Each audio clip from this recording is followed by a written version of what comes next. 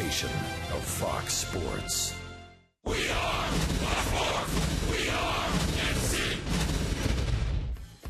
Last night, the Royals are taking on the hottest team and hottest offense in the league. The Royals answered with their first 3 home run game of the season, on the way to scoring 9 runs. Game 2 with the Indians is next on Fox Sports Kansas City.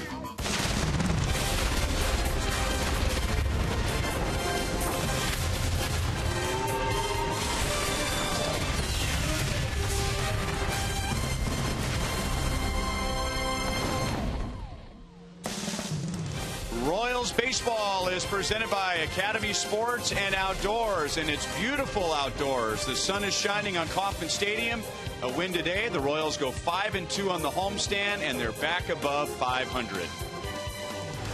Hi, everyone. Welcome back to the ballpark. I'm Ryan Lefebvre. It was a big night for the Royals last night. 3 home runs, 9 runs scored against the hottest team in the American League. And you remember back on May the 29th in Toronto, the Royals changed hitting coaches. So how much does this recent surge have to do with new hitting coach Dale Swaim? Tough to say. It's a small sample size, but over the last 12 games, the Royals are 8-4, and the offense has done its share. They're scoring almost 5 runs a game, almost 1 home run a game, and the most important statistic there at the bottom, the Royals are now hitting .327 with runners in scoring position over those last 12 games.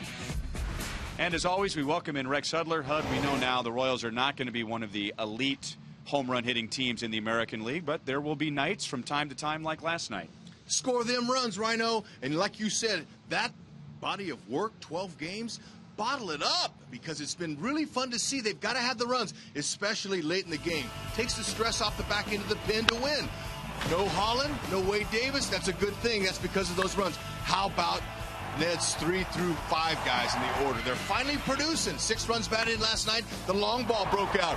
3 home runs. And those are hits that take the pressure off the pitcher. Really fun to see. The production's been there. Ned's known it. But the first 2 months, the timing wasn't. Now it's starting to happen just in time. Oh, and the defense? Call the cops. These guys are ripping players off left and right. There should be an investigation. We've got the cops on the line right now, and we're going to get to the bottom of it.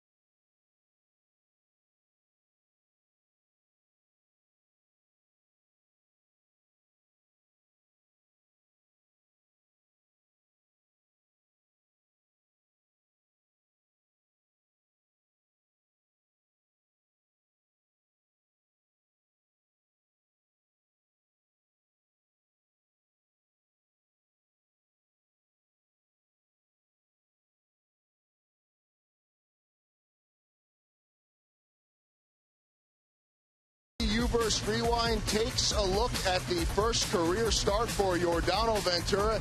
It came last September 17th against the Indians, and now he is ready for his 15th career big league start and the second time that he will face Cleveland. Welcome back to Kauffman Stadium. A beautiful afternoon for baseball, and so Ventura is on the hill. The offense was rolling last night. They had the pitching, they had the defense, and they had the offense, and they are back to 500, but not complacent in just being there. Yeah, you know, it's good to be back at 500. Like you said, though, it's not where we want to be at. You know, we want to be above, and you know, we want to be in first place in our division. So, you know, we're going to keep working to get to that point. But right now, you know, we're playing great baseball as a team. So, you know, we keep doing what we're doing, and at the end of the day, at the end of the season, we'll be where we want to be at. The Cleveland Indians have been one of the hottest teams in baseball. Yordano Ventura will try to stop them and lead the Royals to a quick 2-game sweep, which will put them ahead of the Indians in the standings. First pitch coming up next.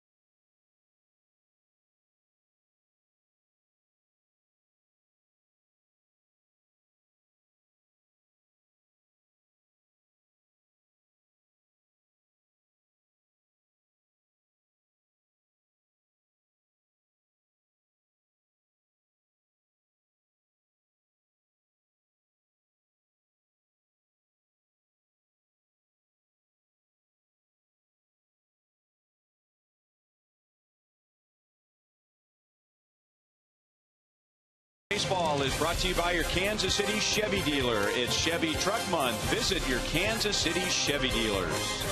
By the Missouri Lottery. Try the Missouri Lottery's new Lucky Sevens playbook. And by AT&T, mobilizing your world.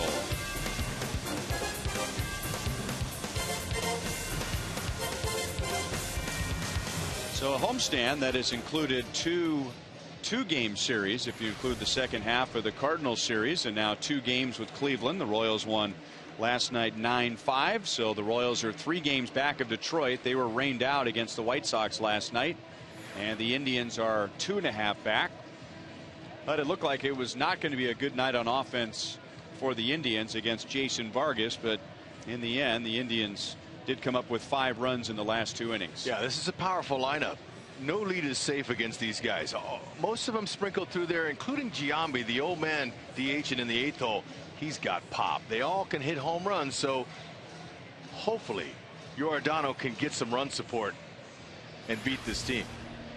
Our key starting pitcher is Yordano Ventura, who made his big league debut against the Indians last year here at Kauffman Stadium on September the 17th.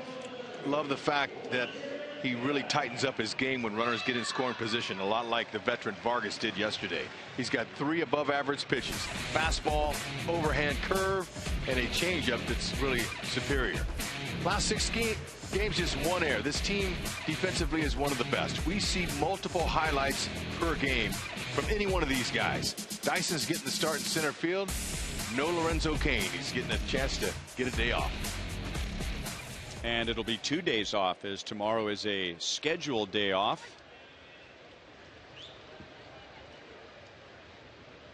Michael Bourne takes a fastball at 95 for a strike, according to home plate umpire Corey Blazer. Bourne was 1 for 5 last night, and he hits it right to Infante. 2 pitches and 1 out for Ventura.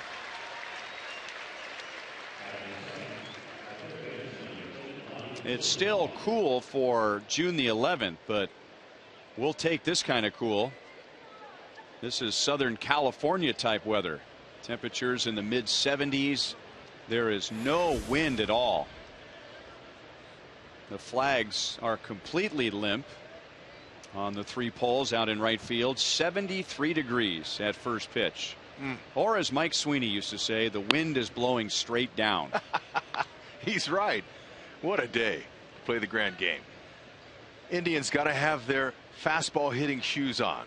Ventura likes to come at hitters early with the fastball, tries to get ahead, then finishes them off with that curveball. It's a tough one to hit because it breaks from 12 o'clock on the clock straight down to 6. So it's got straight down break, and it's a tough angle for a hitter to try to square up.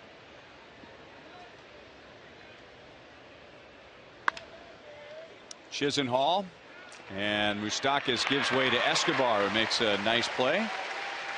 Ronnie Chisenhall with an 8-game hitting streak and the hottest hitter in the American League over the last 25 games, and Terry Francona moved him up to the number 2 spot today.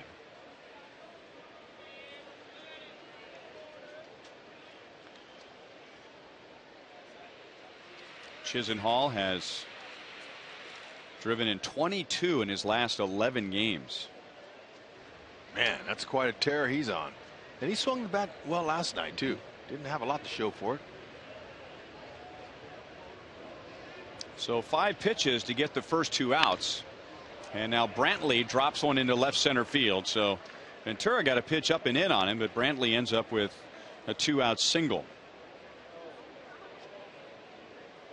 So credit Brantley for being ready. First pitch fastball.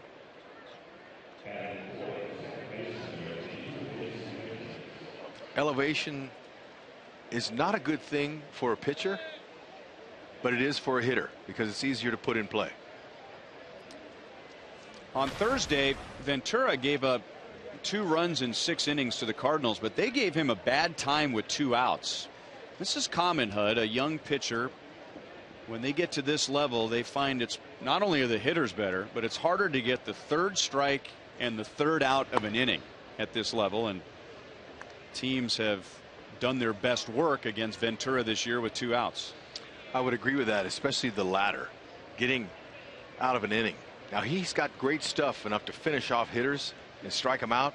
But sometimes it can be a tester. Infante dives, bobbles, and everybody is safe. It's a base hit for Kipnis, who has now hit in 9 straight.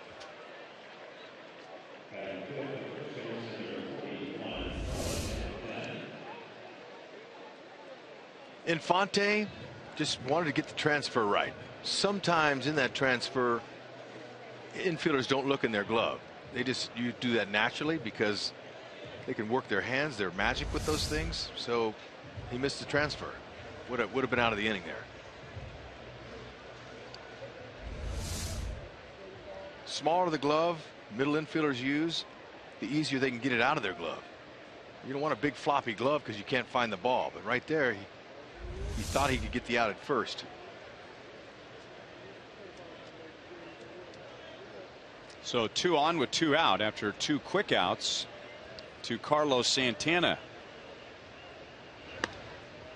So on one hand, we just showed you that Ventura has had some trouble this year with 2 outs. But you put runners in scoring position with 2 outs, and we see the best of Yordano Ventura as he holds the league to a 179 average. And he evens the count at 1-1 on Santana. So far. However, it's the first inning. the pitchers try to find out what's working for them and what pitches aren't. Typically a good time to jump on a guy. Whether he's young or old, doesn't matter. Still trying to gauge his pitches. 2 hops to Hosmer. So the Indians do not cash in the 2-out hits. 3 ground ball outs for Yordano Ventura. No score to the bottom of the first.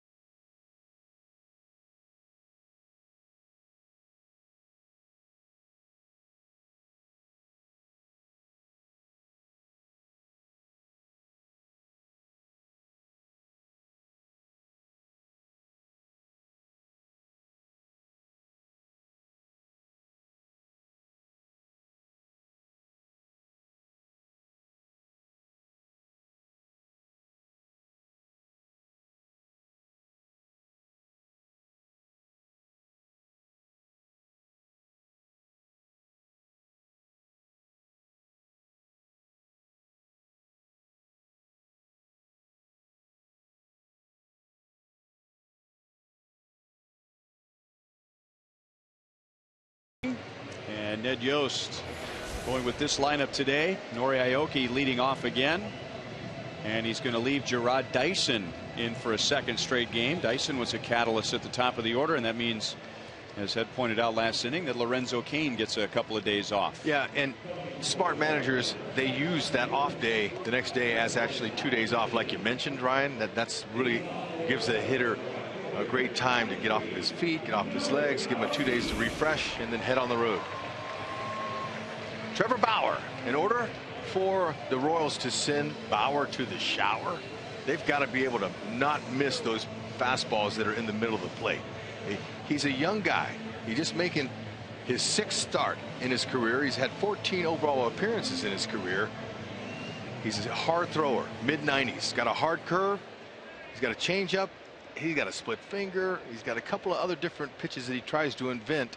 Ryan, they say he's very cerebral, which almost goes over my head. There's a strike to Aoki.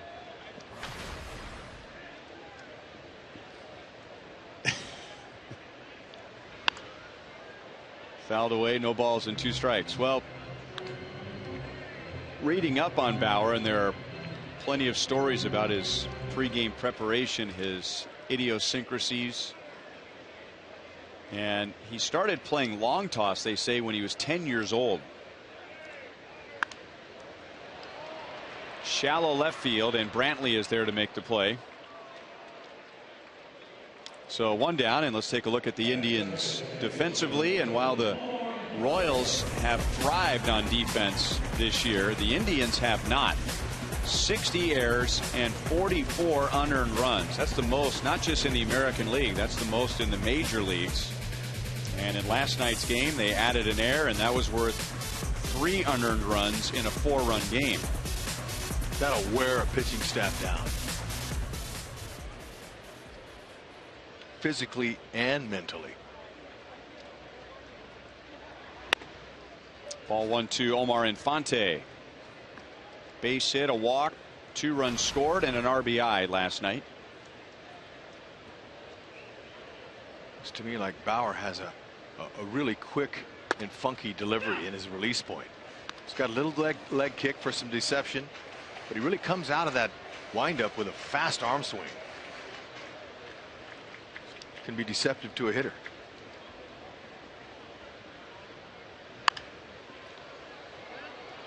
That's out of play. Most of the time, not all the time, but most of the time, pitchers, you play in Little League and you play in high school and college. They're just throwing, they're relying on natural ability. It isn't until they get into professional baseball that they start thinking about the science of pitching and how to maintain their arm strength. But Trevor Bauer was playing long toss when he was 10 years old. He was studying biomechanics as a freshman in high school. And apparently he is just fascinated with the science of pitching. So these are some of the things that he does before the game. He has a long pole that he uses to loosen up his arm, vibrating his arm to get the tendons and the ligaments and the muscles loosened up.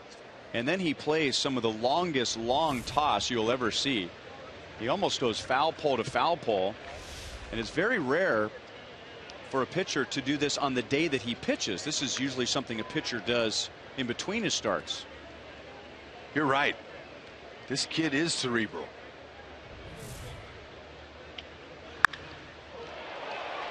Well hit into left center field, and Brantley to the edge of the track to make the play on Infante, and they're 2 down. Did you see him with that pole that was flexing? That strengthens all the muscles around. But did you notice he had his headphones on and was probably grooving to some tunes and trying to keep the beat with whatever he's listening to, whatever song. This is way before the game. What I like about it, he's in full uniform. He's ready. He's going to go out, do this before, then goes out and does that long toss. That's really a lot of work. And he's young. Let's see how his stamina is today.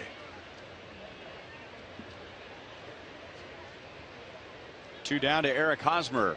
He hit one of the 3 home runs last night and looks at a fastball for a strike. The Royals have never faced Bauer, so they're going to be taking some inventory here, and the first time through the order, seeing how the ball comes out of his hand with that unorthodox delivery.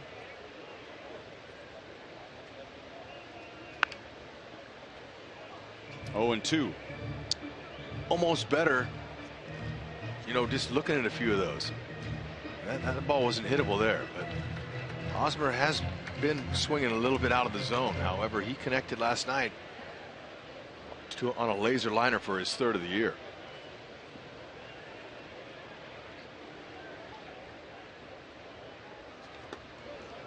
One ball, 2 strikes.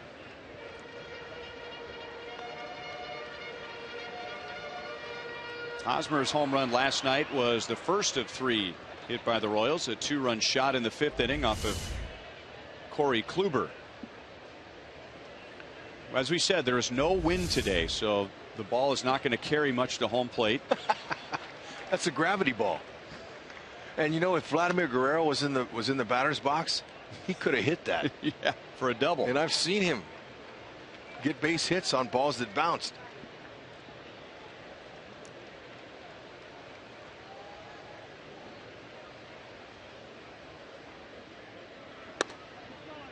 .95 just inside. 3 balls, 2 strikes. Boy, that's a sneaky fastball, especially coming out of that arm slot. That fast, quick delivery that can get up on a hitter in a heartbeat. Short, compact swing.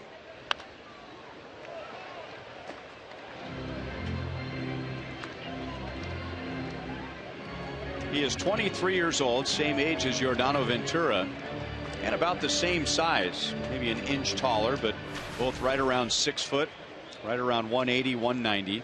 He was the 3rd overall pick by the Diamondbacks in 2011, and then was in the big leagues the very next year. And all those pregame rituals and routines and idiosyncrasies we were talking about, that began to wear thin with the Diamondbacks coaching staff and some of his teammates, which led to him being traded away very early in his professional career to the Indians. Santana is right behind the bag.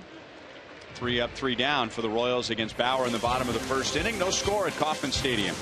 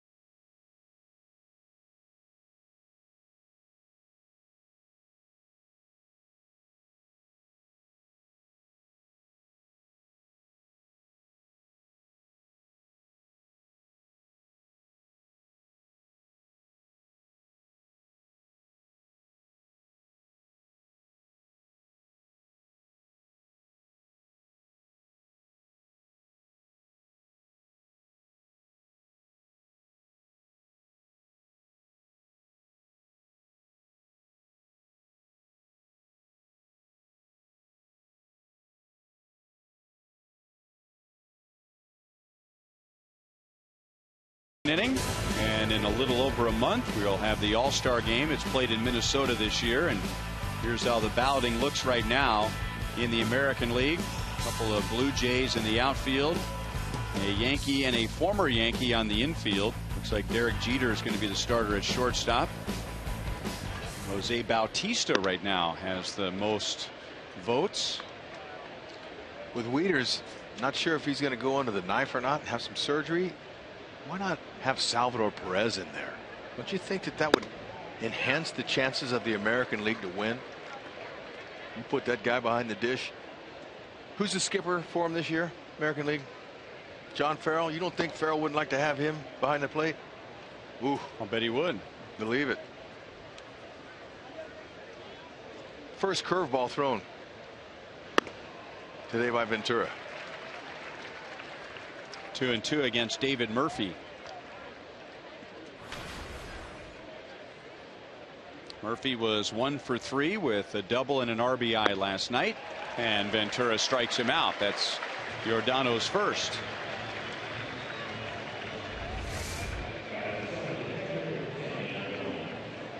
Boy, look at the movement on that. And in the National League, Yasiel Puig getting some votes in the outfield. Leading vote getter in the National League is Troy Tulowitzki.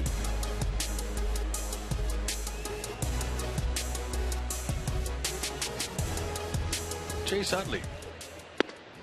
It's got some value. Wonder if the Fighting Phils will be looking to unload a few of those guys here come next month. He may not even be a Philly when the All-Star game comes. Phillies right now in last place in the National League East, 10 games under 500. But in that division, 10 games under 500 only puts you 7.5 out. 1-1 on Yan Gomes, who was hitless last night. One of the things that these two young starters have in common is a free and easy delivery. If you watch Bauer and Ventura, both with a plus fastball, there's not a lot of effort there. Nice smooth deliveries. Salvi wants it down. Ooh. And it almost hit Gomes. 2-2. A lot in common between Ventura and Bauer, and we talked about this last inning. They're about the same size. They are the same age. They have the same career record. And look at the average fastball speed. You're talking about not just two of the youngest, but two of the best in the American League. Ventura almost at 98 and Bauer at 96. That's the average speed. The bat goes back into the netting, and the ball lands in Mustaka's glove. 2 down for Ventura in the second.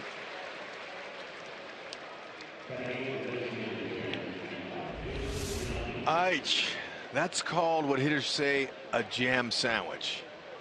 It's just off the knuckles, and Yan Gomes is saying the ball is not carrying to left field, as that was a jam shot. Don't forget to tweet your photo using hashtag KCFanPhoto for a chance to have it shown during today's game broadcast. Brought to you by AT&T. Royals in the overshift. So that is a ground ball to the third baseman, who happened to be on the right side of second base.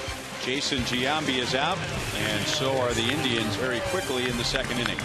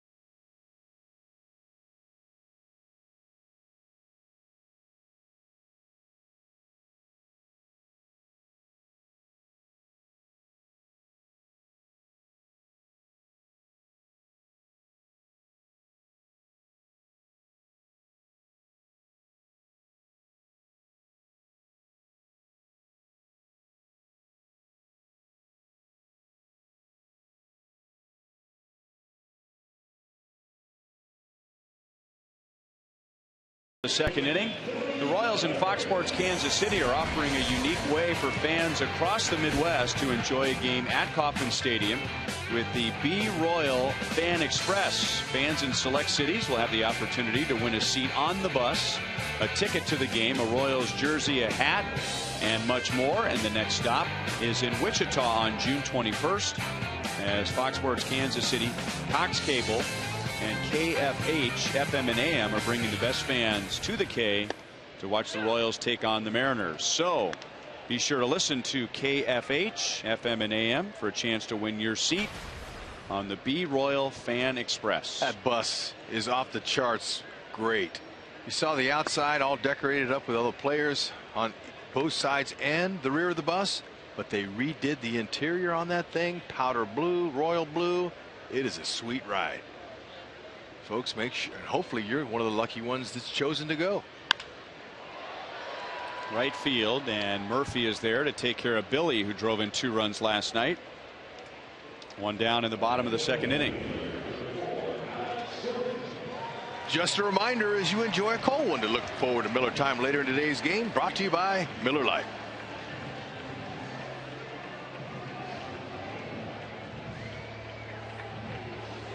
Alex continues his offensive surge, and against the Cardinals, Yankees, and Indians on this homestand, he's hit .375. If you go back to his last 22 games, he's hit .370. So this has gone on for a while. And he had one of the 3 home runs last night, his 7th of the year, and that leads the team. Got a little pop mixed in. 7 big flies.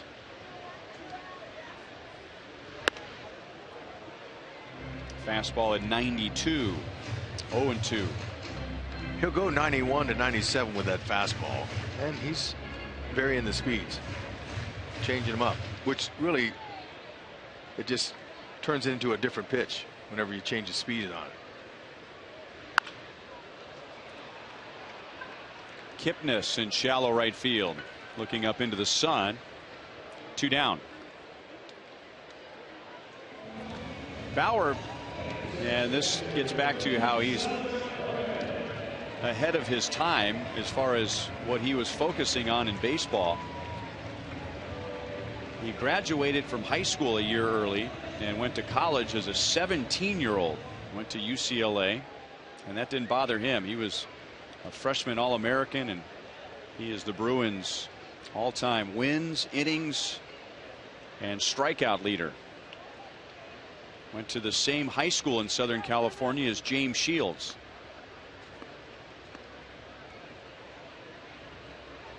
.61, 190. He's got a world of talent. Now, kind of boggles my mind a little bit to understand why the Diamondbacks would be annoyed with all of his routines that he does. I mean, is that enough to give up on a guy who could help your team go to the postseason? This kid has he has a chance to be an ace on a staff one day. This is his first warm-up toss every inning. Starts at the back of the mound, comes running up, and then down the front slope and throws it as hard as he can. That's his first warm-up toss. Looked like he was going to throw a javelin. 3-pitch strikeout against Salvador Perez. That's Bauer's first, and he's knocked down the first 6 Royals today. Ooh, that's a yellowhammer.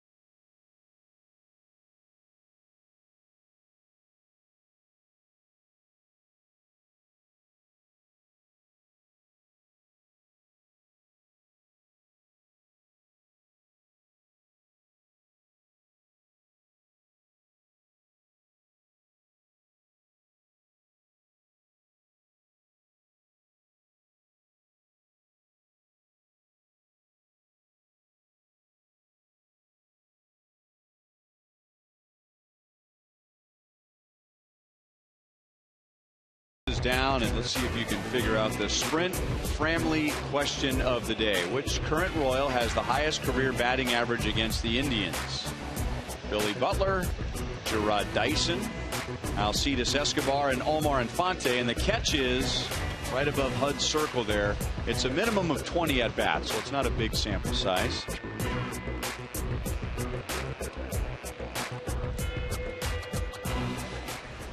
Strictly a guess, Dyson. Mike Aviles, former Royal, takes a strike. He plays at shortstop today as Drupal Cabrera gets the day off. And he chops it out to the Royals shortstop. Escobar throws him out. It's early, but Ventura is really keeping the ball down against the Indians, and they have power. They are in the middle of the pack when it comes to home runs, and now 5 of his 7 outs have been ground balls. In order to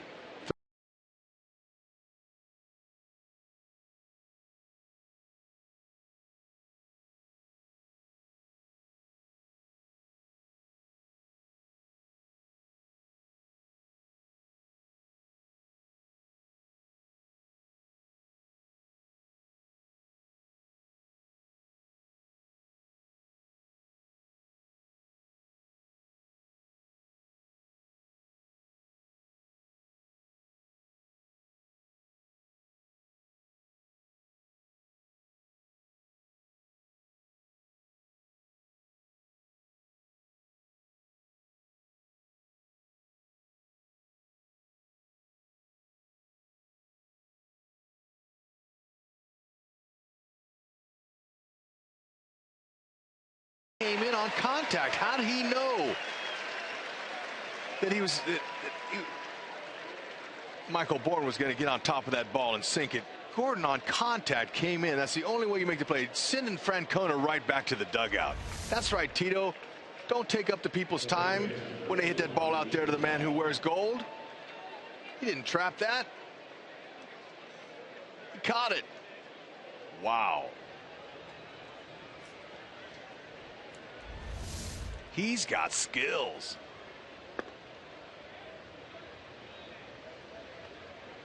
Ball 1-2 Chisenhall. He grounded out to short in the first inning.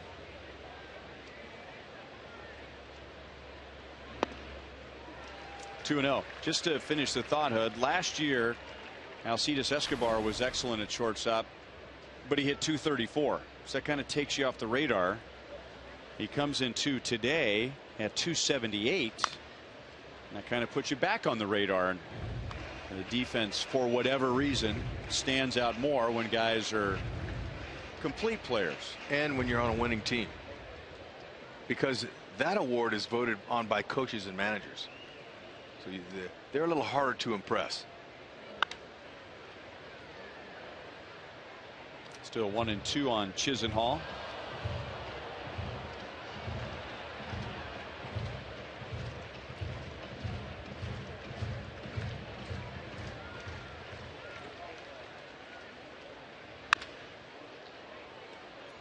And Escobar again. The throw is high, and it goes into the Royals dugout. He might have got somebody in the dugout, top of the head. I don't know. Escobar can get to so many balls. You saw Ventura thought about his bare hand and quickly pulled it away. And just as soon as we were giving Escobar all kinds of love for his defense, he didn't quite time the release point where he wanted to, and he let it go too soon, and it flew over the head of Hosmer. Let's see. Ooh, almost got Aoki, who's a fan today. Well, that wasn't Aoki. Wore his socks like Aoki. Yeah, it was Brett Hayes. And it's easy to confuse those two. Don't kid yourself. Yeah. It was the socks that threw me off. Sorry. Yeah. I mean, it looks like Nori. No, from the knees down. Yeah, I forgot Nori. Oh, wait a minute. Right. It doesn't look like Nori from the knees down.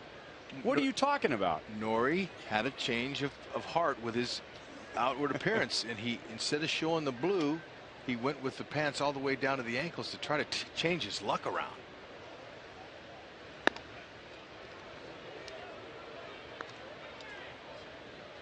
2-1 on Michael Brantley. Yeah, normally it's the guys pulling the pant legs up for luck. Right. Brantley had a bloop single into left center in the first inning. And another ground ball. And Fonte gets Brantley to end the inning. So that's 6 of 9 outs on the ground for Ventura and 3 scoreless innings. Oh, that's just stupid hit. You can't hit it to that guy.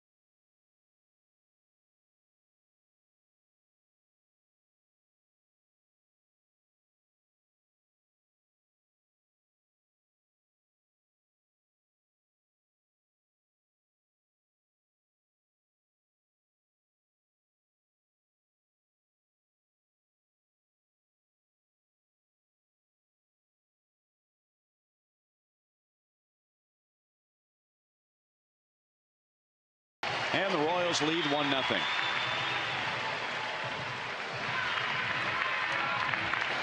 Nice job by Gerard Dyson to lay off of Bauer's waste pitches in the dirt and look for something up, and he got it. Escobar headed back to second to tag. And Bourne saw it. Gave the run to the Royals. Let them have it. Bauer's going, okay, here we go again. 0-3 on the road with an 8 ERA. That could cause some self-doubt. And you talked about him being a thinker and the guy who's really into the biomechanics of pitching and everything. That can go against you sometimes because you can overthink yourself.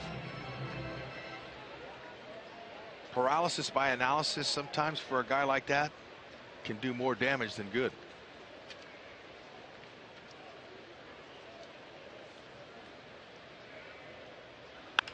And Aoki goes the other way. Brantley gets it on one hop. Escobar is held at third. And the Royals have 3 hits in the third inning. There's only 1 out. Aoki is 1 for 2. Nice to see Aoki getting a hit with a runner in scoring position. Just because he didn't score him doesn't mean, you don't take that hit away. He's now hitting .241 coming into this game. Good swing, under control there.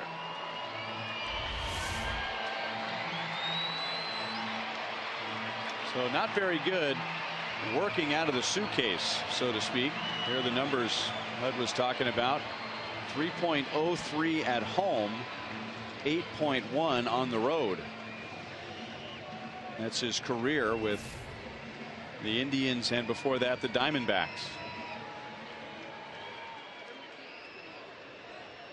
First and third, 1 out for Omar Infante, and he flied out to deep left his first time up. Omar is looking for something up in the zone. You don't want to look down, because if you look down and swing down, you might hit into a double play. He wants to knock that run in from third base with a sac fly or better. Doesn't always happen, but you kind of zone him up.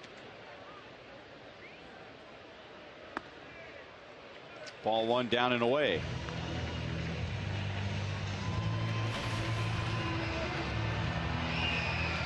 Handles the bat well, and he is well above average, getting a runner in from third with less than 2 outs.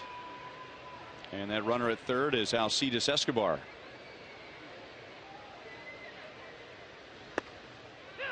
On the corner, 1 ball, 1 strike. Pretty good spot, but Infante wasn't looking there. He's waiting for a mistake. Very nice movement on that slider there. He does have a pitch that he calls an inverted slider. It runs in on lefties. Popped up. Aviles fighting the sun till the last moment. Escobar tags, and he scores. And now with the wild throw, Aoki goes to third.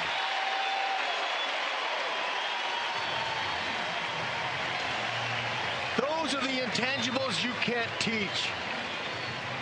And that's what speed does. Escobar with a tremendous heads-up read, seeing the shortstop Avila going down to one knee. He can't throw from there. Look at Escobar. Watch him. He's going, I'm going to take him. There he goes. Bauer, he doesn't know what to do with the ball. He's not an infielder. He did the best he could with that relay throw, but he whiffed the throw, and they stole a run. You can't teach that.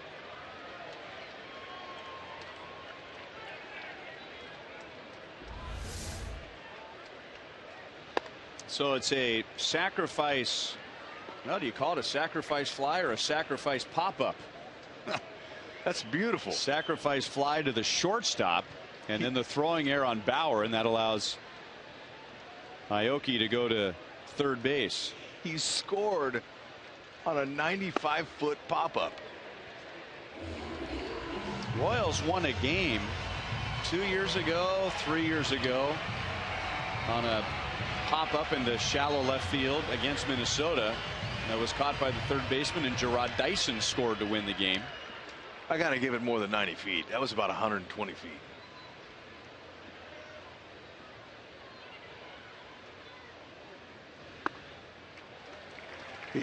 You have to have speed to do that, and Escobar is thinking right now. Look at him, great shot here. Avila's having trouble. He goes down.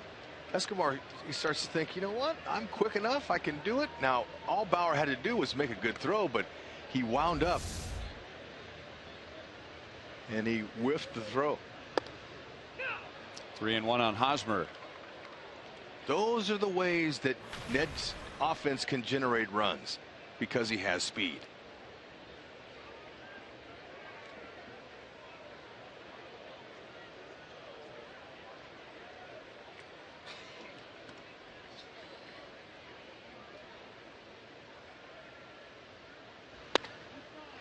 Inside, and that's Bauer's first walk.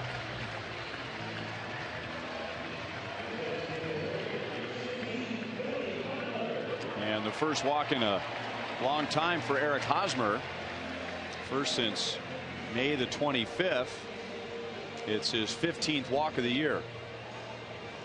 Well, there might be some folks out there that said it's about time, because really, to be a premium middle of the order hitter in baseball, you have to have some plate discipline. Hosmer has it. It's just recently he's been swinging at everything. That's all I can say. He knows that, but those walks are valuable. Just look at Alex Gordon. Alex Gordon's, he's been able to pick up his numbers because he's being more selective and they're walking him, and he's hitting his pitch. Remember to vote for the Royals Player of the Month at rallyhouse.com/Royals, and you'll be entered to win a majestic prize pack from Rally House.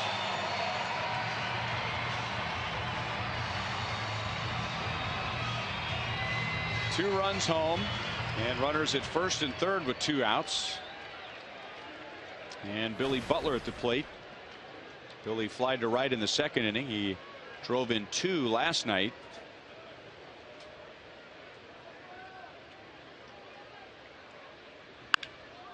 Grounds it to short, and Aviles over to second to end the inning.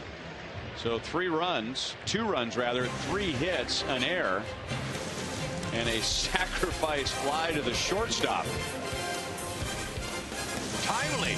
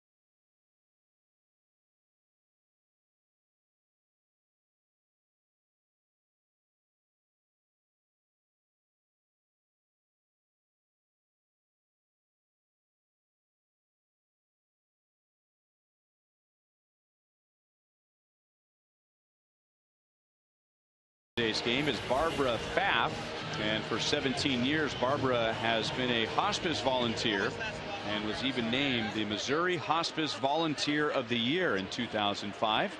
And working with many other organizations, Barbara has also raised funds for the Assistance League of Kansas City Auxiliary and volunteered at Children's Mercy Hospital for several years.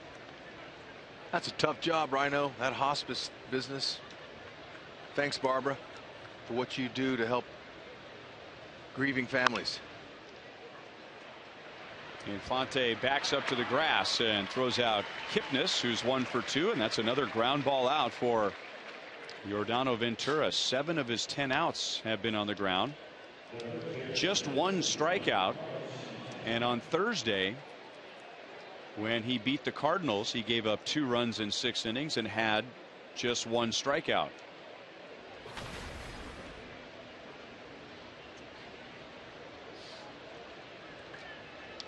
And now Carlos Santana, he was out on a ground ball in the 1st inning.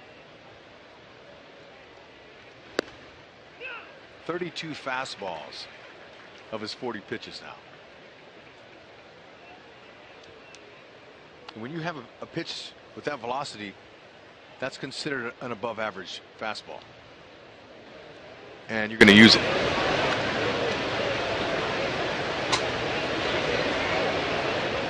Sometimes you challenge hitters when it's a tough situation. Game's on the line. You take your chances with a good low fastball that he hits it at somebody. Hosmer connects with Ventura. Another ground ball out, 2 down. That's what Ventura's doing now. He's using the fastball for outs. Well, come out to the Little K, the annual Big Slick Celebrity Wiffle Ball game.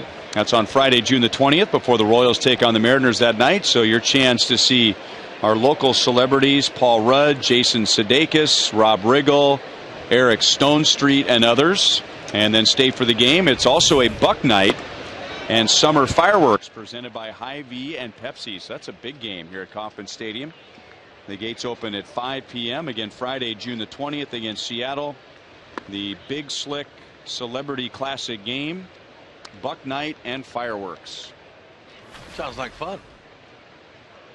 It was packed last year. David Murphy struck out his first time. He is the only strikeout victim of Yordano Ventura.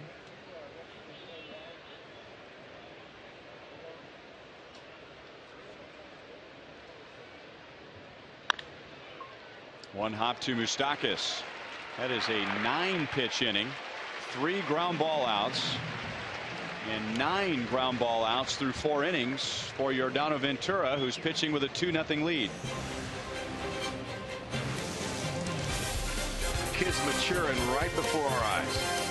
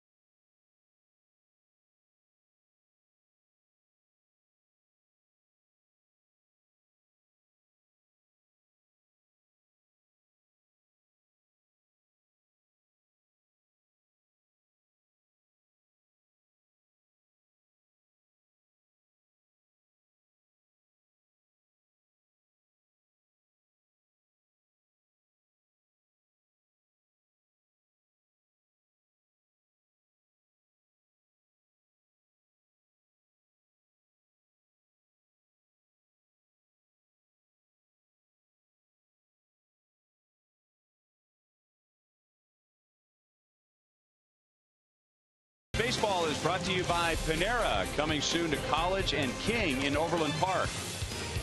and by your Midwest Ford dealer. Visit your MidwestFordDealers.com.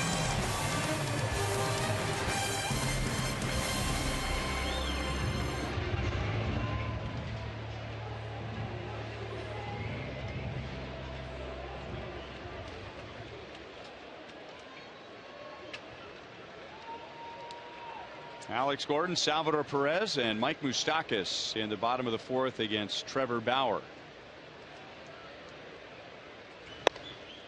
Fastball at 94 in for a strike. We showed you an inning ago that Bauer and Ventura average 96 and above with their fastball. That's average. Bourne back in center field, and he's fighting the sun a little bit. One down. Alex is 0 for 2. Now Ventura, I've seen some 97s and 98s from him, but I don't know if I've seen a pitch. Well, there it is, 95. But he's not averaging 96 like he normally is. Most of his fastballs today have been 94, 93, 92. Doesn't have that little extra zip today, at least so far. It's nice to know that they have it in there. It's in the tank. You just don't have to use it all the time. Anything around 90 is a nice pitch for a major leaguer. You can do a lot with that fastball. Into left center field. That is deep. Salvador Perez has a one-out double, and he has hit in 6 straight games. 15th on the year. How about that, Salvi? On contact. He knew no one was going to sniff that one. That ball was down low. Yan Gomes, the catcher, was going to catch it off the ground. Salvi says, you know what? I hit a home run like that the other day on a ball right down there. I'm starting to feel that spot.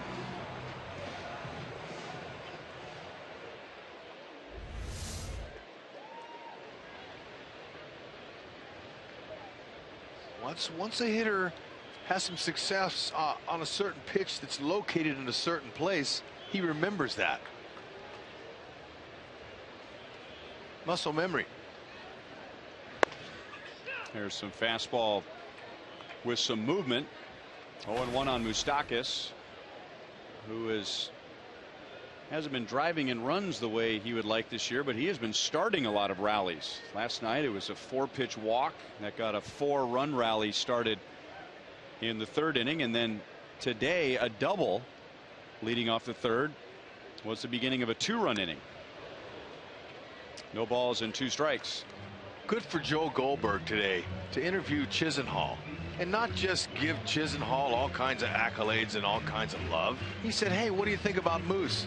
And what Chisenhall said about Moose is the truth. Moose isn't going anywhere. They need him. They need him to get to the postseason. Moustakas is going through what a ton of other players have all gone through. Failure in their first few years. It's called humble pie.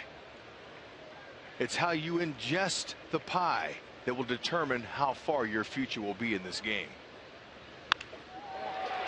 And another base hit as he jumped on a hanging breaking ball. Sal is held at 3rd.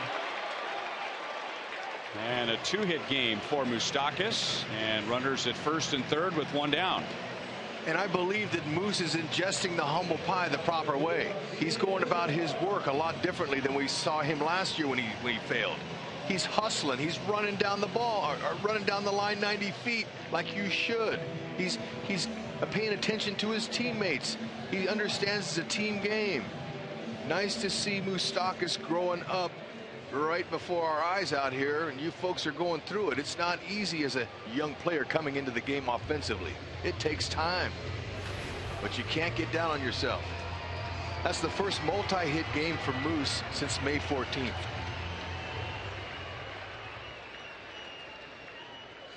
And he gets this hit on an 0-2 pitch. Setting up 1st and 3rd for Alcides Escobar. Yeah. 0-1. Rhino, in your college days at the University of Minnesota, and you know your little bit of time in A-ball, did you ever ingest any humble pie? And if you did, how did it taste? Humbling. Exactly. I may have even digested it too. That's another story. Yeah. That's got to get out for Escobar.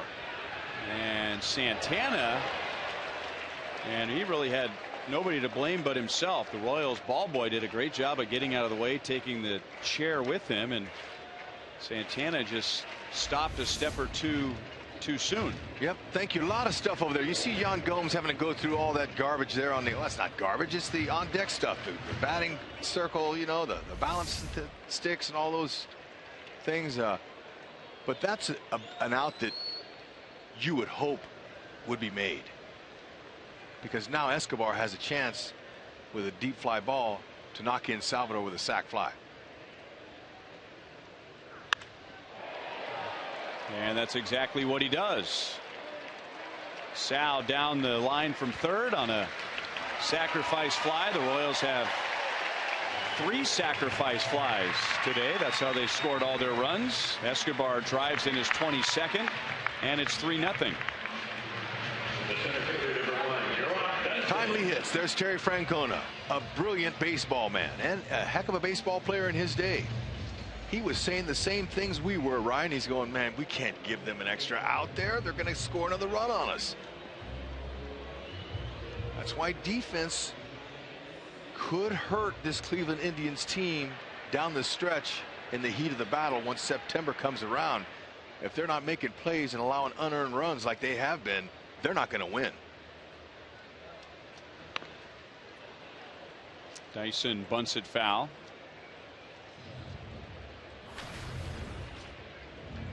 Dyson had the first sacrifice fly in the 2-run third inning. The second sacrifice fly was to the shortstop. Mike Aviles made the play in shallow left, and while fighting the sun fell down, and Escobar heads up, tagged up on the pop up to short and scored. 0-2 on Dyson. Moustakas was 0-2. He singled. Escobar was 0-2. He got a sac fly, and now Dyson's 0-2.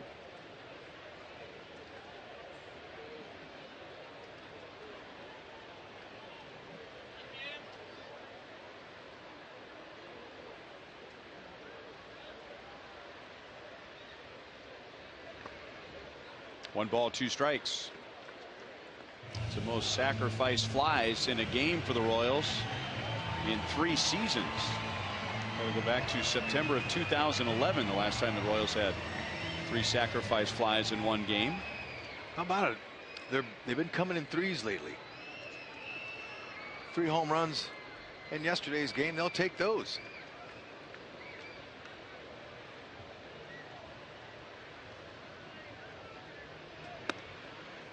And 2-2. With Dyson swinging a good bat, 2 hits last night.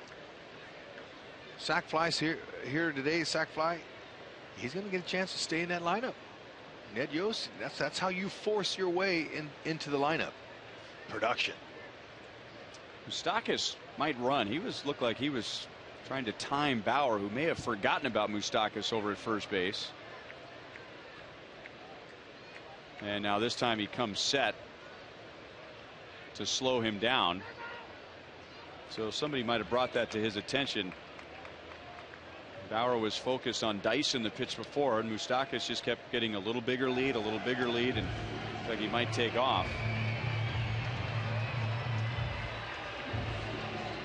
He has not attempted a stolen base yet this year.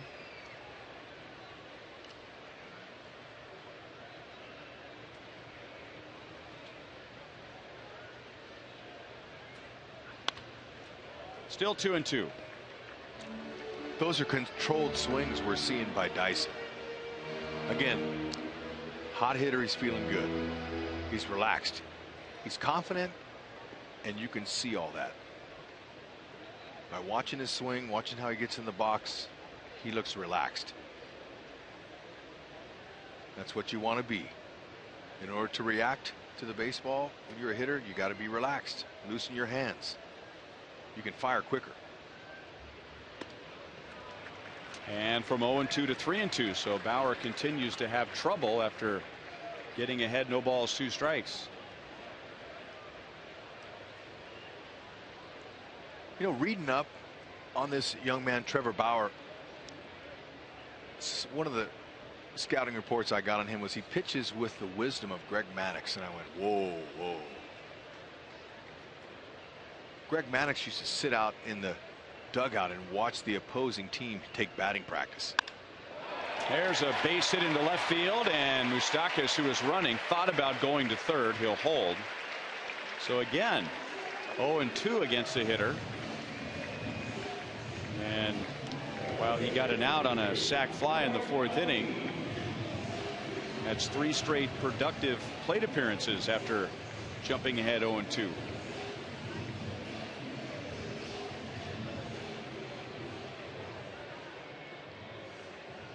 Royals kind of bucking a trend here today. They had been scoring in the early innings, and even with 3 runs today in innings 1 through 4, look at what the Royals have done in their last 9 games from the 5th inning on, and we haven't even gotten to the 5th inning today.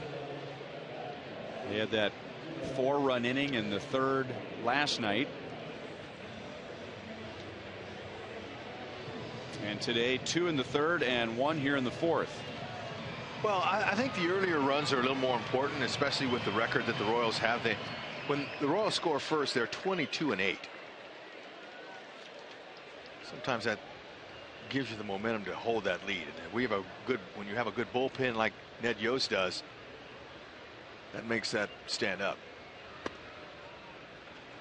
Ball 1-2, Aoki.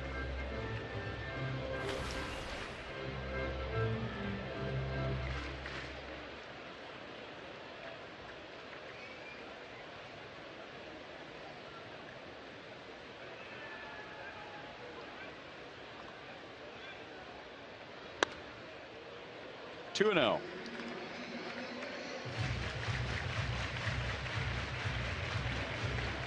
Bauer retired the first 6 today and gave up the 2 runs in the 3rd. There was a walk in the inning. He committed an error, and he's allowed a run here in the 4th. Look out. I talked about Aoki picking up his average with runners in scoring position, and he's been doing that. He's 5 for his last 11 now, and that's a good mark for him. Confidence, he can drive in a run. Even though he's being a leadoff hitter, you're not considered a run producer. Those are more reserved for the middle of the order guys. That was Mark Zepchinski throwing in the Indians bullpen. Called strike. That was the 70th pitch of the game for Bauer, and it's 2-2.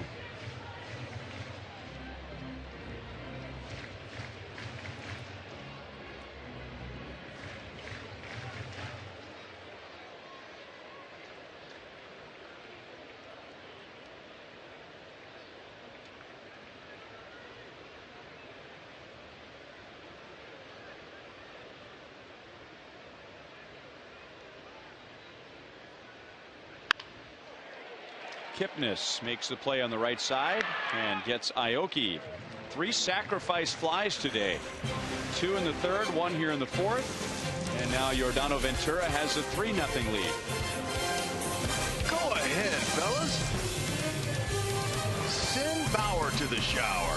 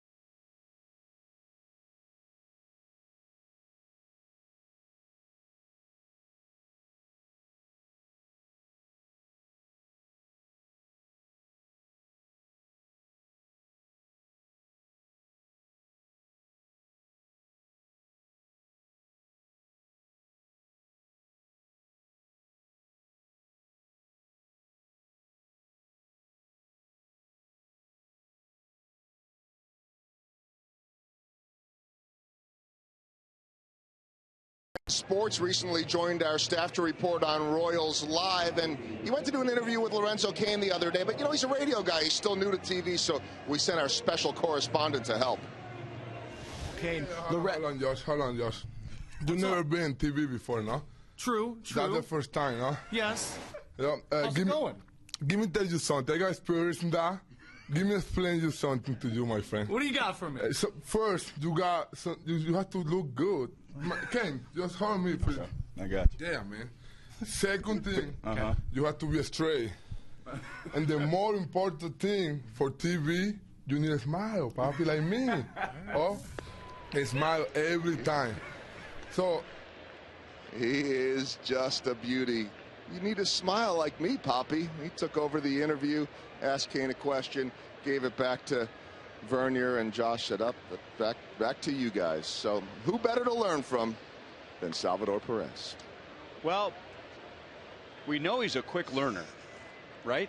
I mean, he figures out the Royals pitchers, their strengths, their weaknesses, their tendencies. You know, he's made adjustments at the plate, or made adjustments at the plate very early in his major league career, was productive his rookie year. I didn't realize he was picking up all these tips on television along the way too. We all know he's a quick learner.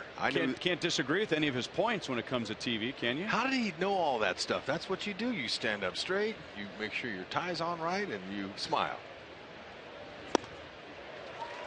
Ventura with a little extra heat, 97 miles an hour for his second strikeout of the day, one down in the fifth. One of the things that's impressed Dave Eiland, the 3-year pitching coach of the Royals, the most about Salvador Perez is his retention of the game plan throughout the whole game, through different pitchers, not just through the starter, but Salvador Perez has the memory to retain everything they talked about in the pregame spread out to a 3-hour game.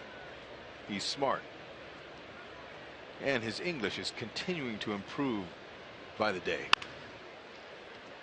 Second time today that Giambi grounds out to Moustakas, who is on the right side of second base. So that is a 5-3 scoring play, and another ground ball out for Yordano Ventura. Don't forget, University Days are back. Select dates this season. Fans of K-State, Wichita State, KU, MU, and Nebraska can purchase a special ticket package that includes a ticket to the game and a limited edition KC cap sporting your school's colors and logo, all at a discounted price. And first up is Wichita State Day on June 21st against Seattle. And then on June the 29th, it's K-State Day. 0-2 on Mike Aviles. He was out on a ground ball to short in the third inning.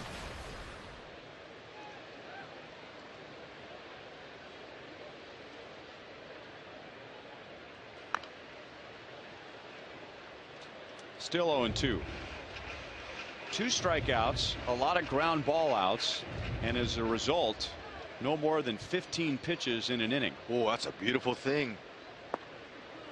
If you're a Royals player, or you're Ned Yost or Dave Eiland, but if you're a hitter, it's not so good, because a low pitch count means that he possibly could stay in a lot longer.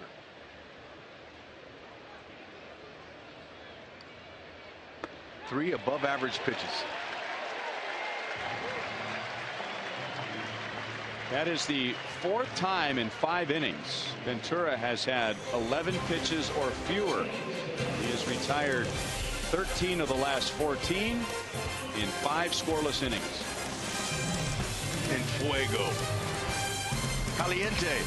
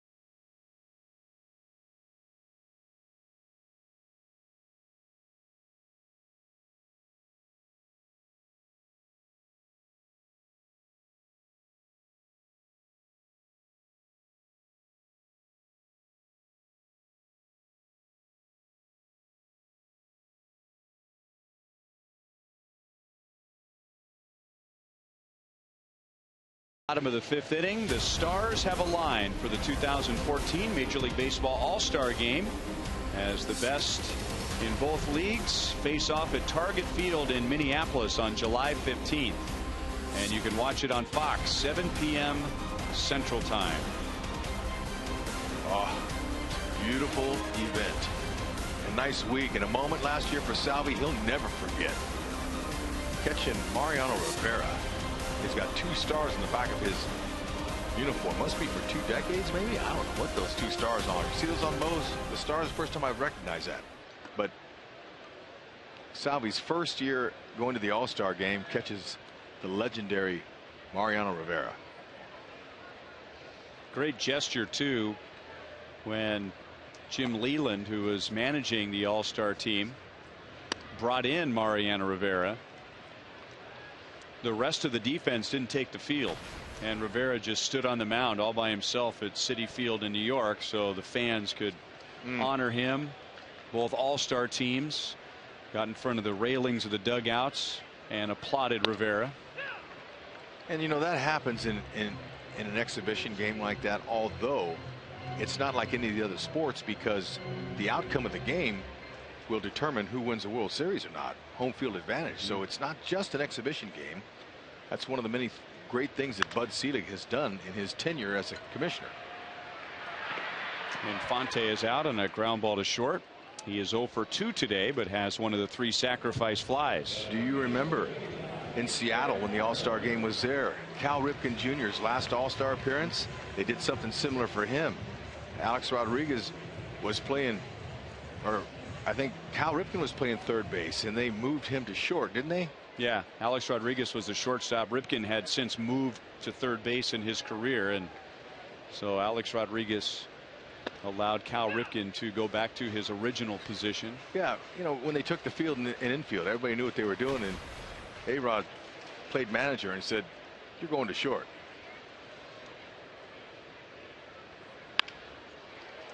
Soft liner out to second base is handled by Kipnis.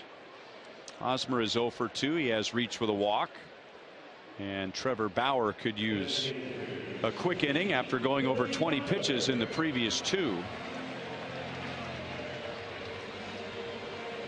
And he'll get Billy Butler with 2 outs and nobody on. Billy is 0 for 2 today.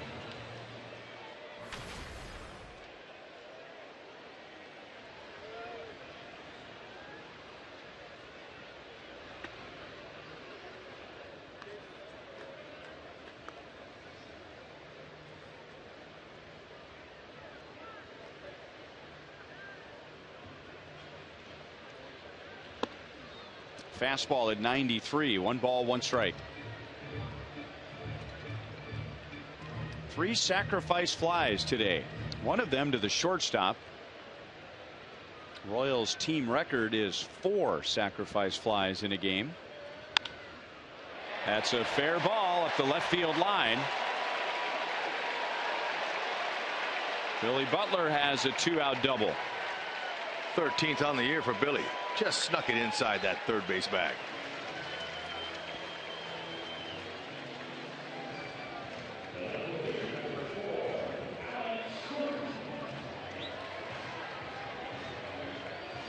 So Alex Gordon comes up. He is 0 for 2. Your Kansas City Honda dealers bring you the MTP of the game, the most trusted player, brought to you by the most trusted brand, Honda. Now, some outfielders can hurt their shoulders by making plays like that, but Alex is so athletic, he knows how to roll. You try to land on your belly for everything, but then if you find your shoulder or your arm in an awkward position, you roll.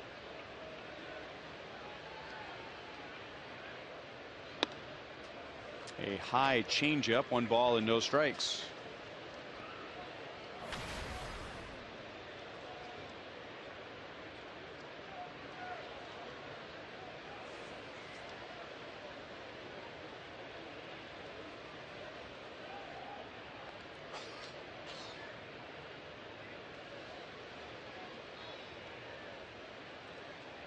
Alex hitting .400 today coming into this game with a runner in scoring position. And that, by the way, is the second best in the American League.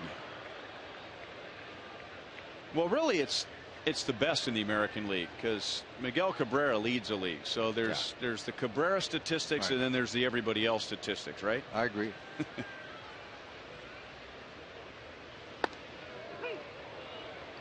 Alex stays healthy this year. He should win the number of Gold Gloves on his uniform. Here's our Toyota League leader. So there you have it. But when you have a high average in that category there, that gives you an automatic license to drive the bus.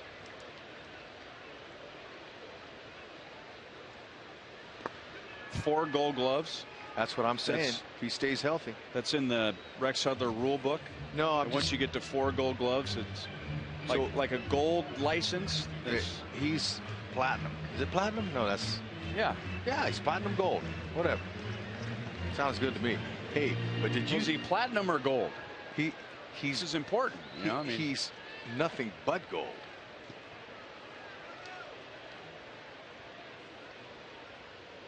Is platinum a color?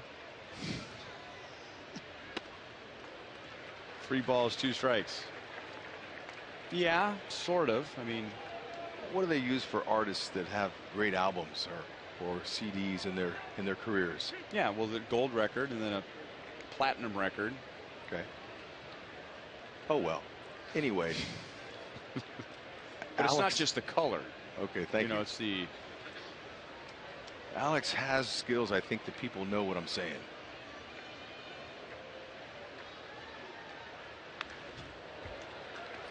Did you see by chance that throw that Cespedes of Oakland put on last night at Anaheim?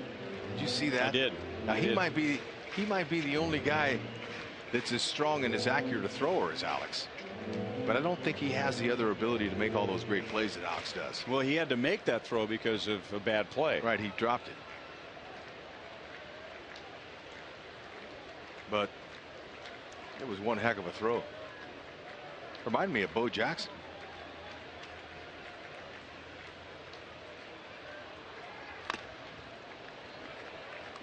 Still 3-2. And they're taxing Bauer's pitch count by all these foul balls. That's what happens when you throw hard fastballs that are up in the strike zone.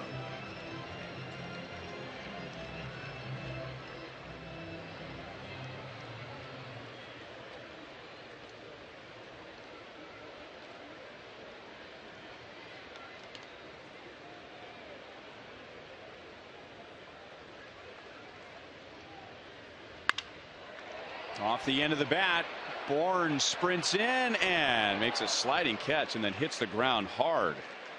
So he takes a hit and an RBI away from Alex. The Royals are scoreless in the bottom of the 5th inning, but they take a 3-0 lead into the 6th.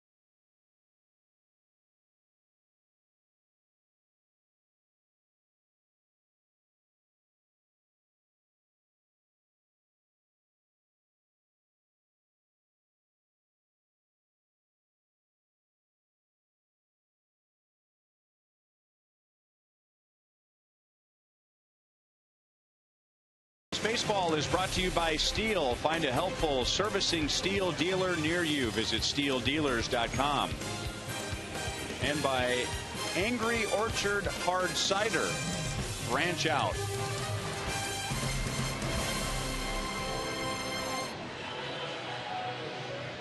Beautiful sunny day. An ideal day in Kansas City for June the 11th. 73 degrees at first pitch. There was not even the hint of a breeze when the game started, but now we have some wind blowing out of the south as Kansas City is supposed to warm up into the low 80s today. So a good day for a snow cone or a slushie with Dad.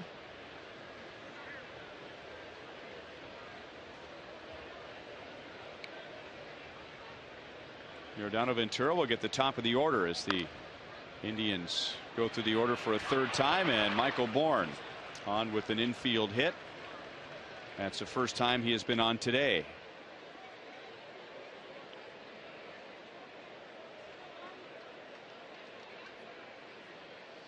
Academy Sports and Outdoors takes a look at the out distribution for Ventura. 10 outs on the ground and only 5 if you combine the strikeouts and the flyouts. A lot of early contact, and as he's early in the 6th inning, he still hasn't thrown 60 pitches. But he's keeping his fastball down.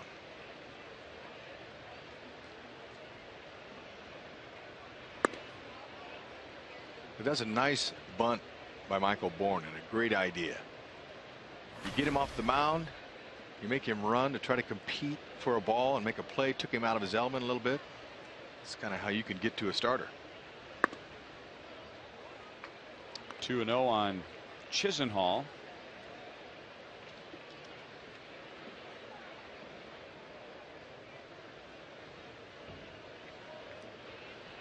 Chisenhall has an infield single, and he is grounded out to short. Over the inside for a strike. He had that great night 2 nights ago in Texas. 5 for 5, 3 home runs, 9 RBIs, and was 2 for 4 with a double and a run scored last night. In his previous 25 games, listen to this: 443, 7 home runs, 29 RBIs. 29 RBIs, 7 home runs, and 443 in his last 25 games. So Terry Francona thought, you know what, I might want to move this guy up in the batting order today. The reason you do that, you want your most productive hitters coming to the plate more than the guys get a chance to down at the bottom.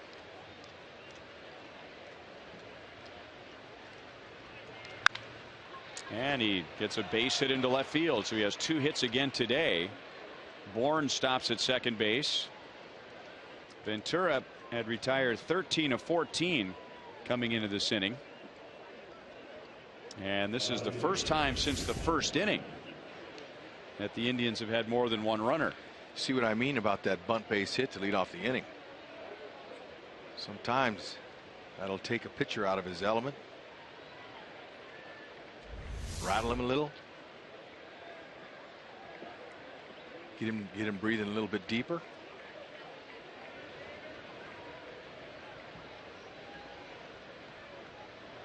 Royals have had another good day with runners in scoring position. The Indians have just had very few opportunities. Brantley strokes it to second. Infante to second. No double play. Both the runners read that quickly. So Brantley's out. He's 1 for 3. Nice read by Bourne at second base. He got back. They teach you to freeze on the line drive. Less than 2 outs.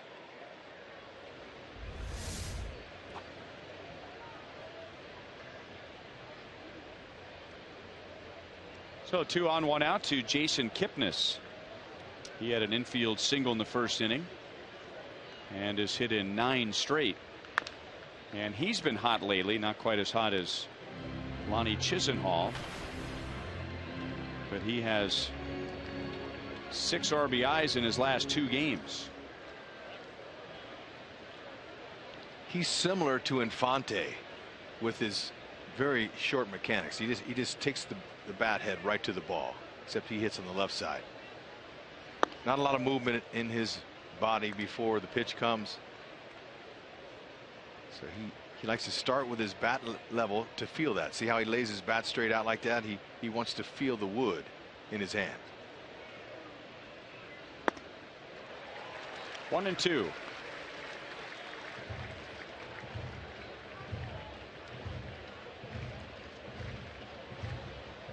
was a nice changeup. Let's see if he goes to that big curveball for a strikeout.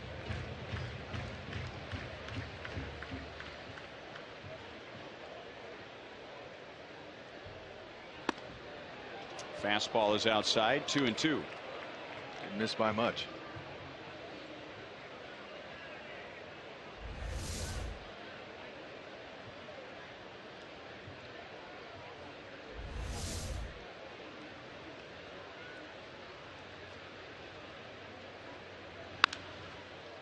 Center field and right to Dyson. 2 outs. Bourne holds at second.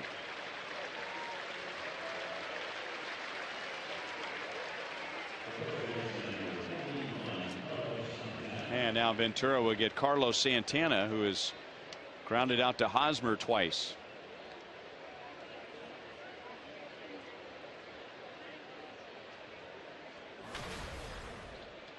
Santana is batting just 174. He's got more power from the left side. 5 of the 7 home runs have come from that left side.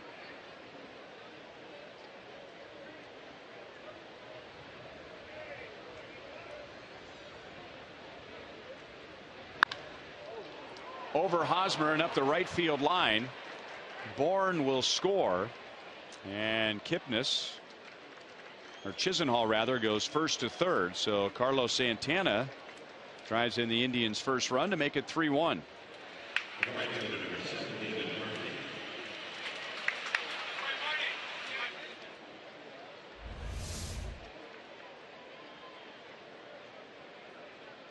Guessing first pitch fastball. There it was down the middle. He didn't miss it. So you got to credit Santana for that one.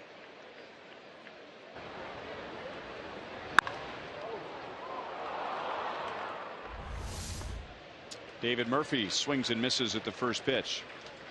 The Indians have 6 hits, and 4 of the 6 have come with 2 outs.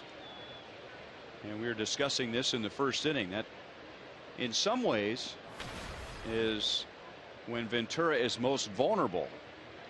That's the highest opponent's batting average against Ventura. Not nobody out, not 1 out.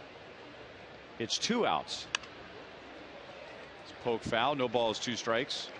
But the weird twist to that is, while he will give up most of his hits and allow most of his walks with 2 outs, once guys start getting into scoring position, then he takes his game to another level.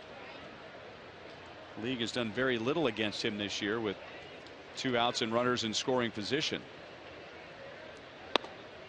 1 ball, 2 strikes. That's what Ventura watched in James Shields and Jason Vargas, the 2 starts before him. He could see how those guys wiggled out of jams because the pressure was on, and that's when a guy steps up his game. Murphy just got a piece of it. We were talking about Alex last half inning, among the league leaders with runners in scoring position. David Murphy is also on that list. Alex is second in the league. Murphy is third. He hits .392 with runners in scoring position. And you could see the last couple of swings he took, he just trying to put the ball in play. Doing the same thing here, and it's still 1-2. He's not trying to juice the ball.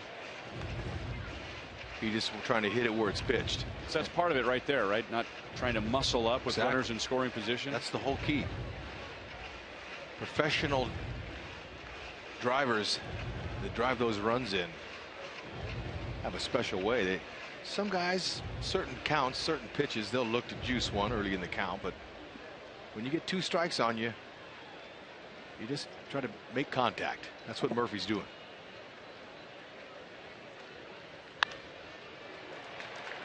But he pops it up, and now Escobar fighting the sun, but he's got it. So the Indians get 1. It started with a bunt single. So we head to the bottom of the 6th. It's now a 3-1 Royals lead.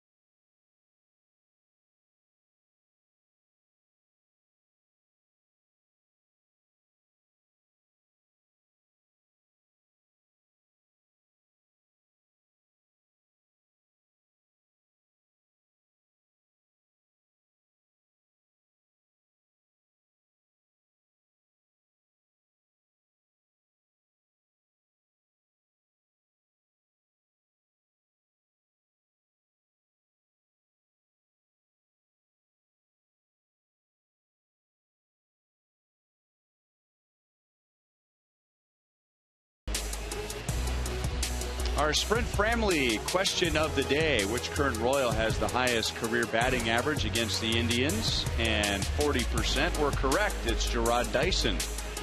So we thank you for texting in, and we thank those of you who did not use the internet, because then you're not really guessing, you're looking it up. Yeah, now I hope you weren't insinuating that because I guessed right I was using the internet. No, I went right with it. I just went with the guess. 312 Dyson's hitting against the Cleveland Indians. Kevin Hofflander from Higginsville, Missouri is our contestant today in the Sonic Slam inning. If the Royals hit a home run in this inning, Kevin wins $300. If the Royals hit a grand slam out of the park, Kevin wins $25,000 from Sonic and the Royals. Ball 1 to Salvador Perez. 1 for 2 today with a 4th inning double and a run scored. This is pitch number 90 for Bauer. 93 miles an hour inside, 2-0.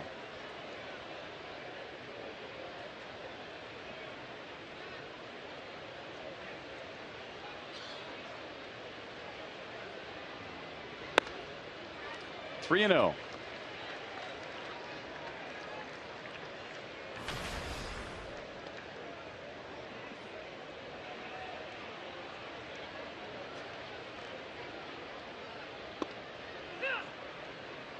Bauer has walked 1 and struck out 1. So with all that power, he has mostly used his defense today. Now to Chisenhall at third, and that's in time to get Perez.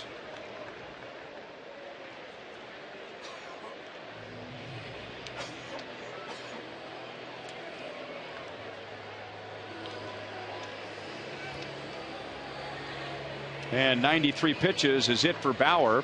Mike Moustakas swinging the bat well today with 2 hits. And so Terry Francona is going to bring on a lefty with 1 out and nobody on in the bottom of the 6th inning. Chevy call to the bullpen. Mark Zepchinski coming on with the Royals leading 3-1.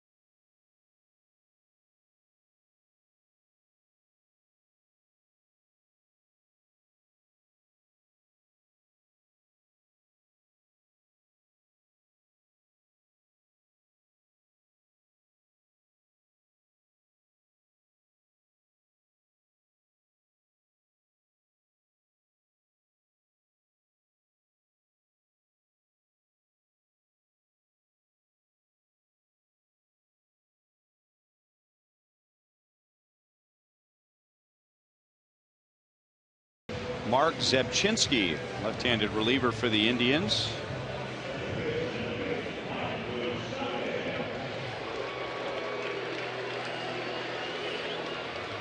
Zebchinski coming on with 1 out and nobody on.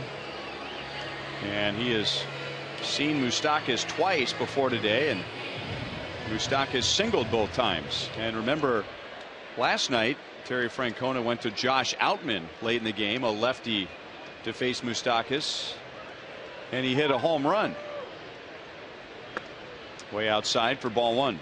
That was a big curve. He's going to see a lot of those breaking away from Zebchinski. Not overpowering. 87-91 with his sinking fastball. Curveball to lefties. Moustakas has added 11 points to his average today with 2 hits. And 166 is the highest his average has been all year.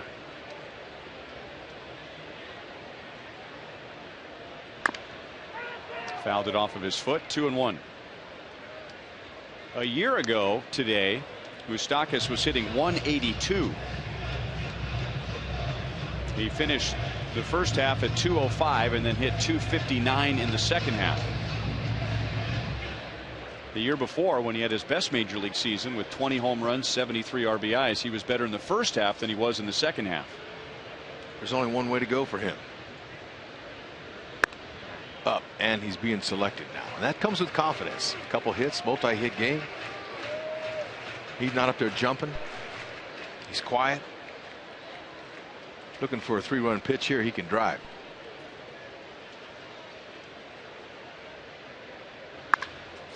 And he hits it hard again, but Kipnis waiting for it in shallow right. That took Santana off the bag, and that's the first time Moustakas is out today.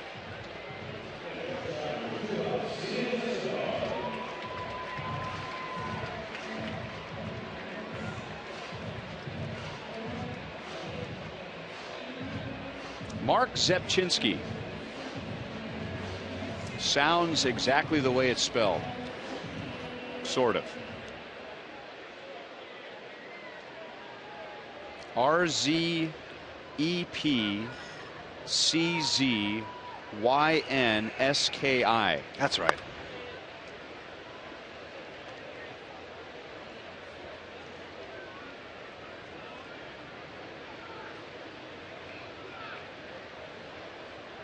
A lot of letters on the back of the jersey. Sure is. Now we'll see what kind of fielder he is. Picks it up bare hand, and that takes Santana off the bag. And it's a base hit for Escobar. So he's 2 for 2 with a sac fly today. And now batting at .284.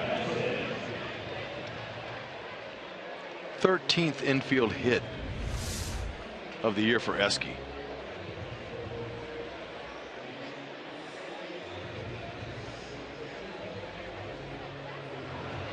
Esky going 90 feet hard. He knows he's got a chance for another infield hit. He got it. Santana, he's not a natural first baseman or a third baseman. He's really a catcher by trade. Doesn't quite have the footwork around that bag that the Gold Glover Hosmer has. 0-1 on Dyson. And it helps when you're 6'5" like Hosmer is. A little longer arms, longer legs, get to more balls. And that'll lead Aviles right to the bag and end the inning. So Zebchinski comes on, gets the final 2 outs. Royals are scoreless to the 7th. 3-1 KC.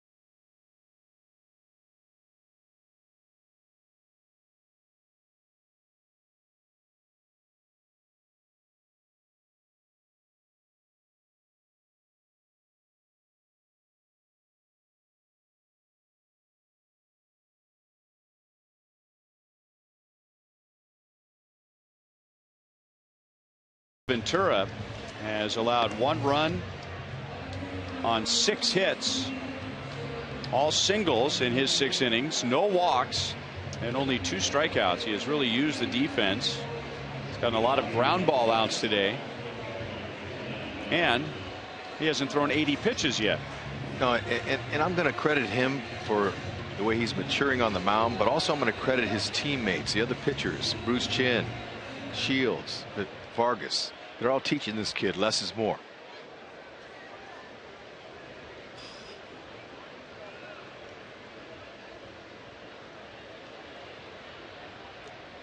"76 pitches. He has 3 strikeouts. I said 2. And he gets the lower third of the order in the 7th inning. And Yan Gomes jumps on the first pitch.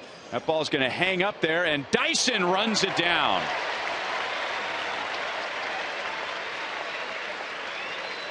Little bit too much air underneath that one. When that happens, that's a big hang with him. That's what teammates say to the other when you thought you had a hit, but it ends up the speedy center fielders catch those balls. He started over toward right center field, and by the time he slowed all the way down, he was in front of the left field bullpen. Yeah, he's got tremendous speed.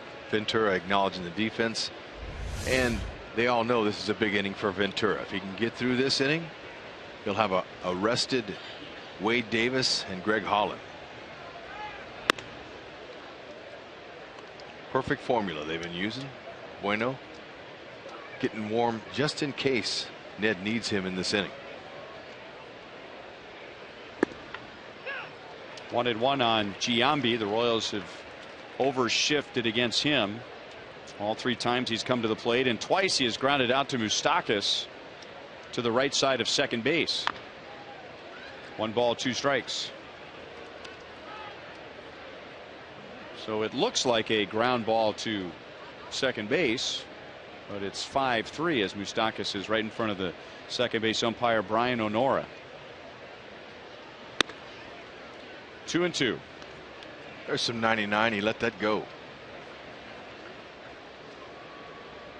440 home runs, 1,441 RBIs for Giambi, who's been playing pepper with Moustakas all day.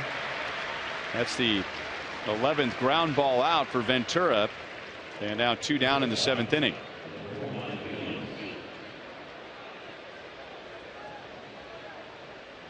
Ventura made his big league debut against the Indians last year on September the 17th,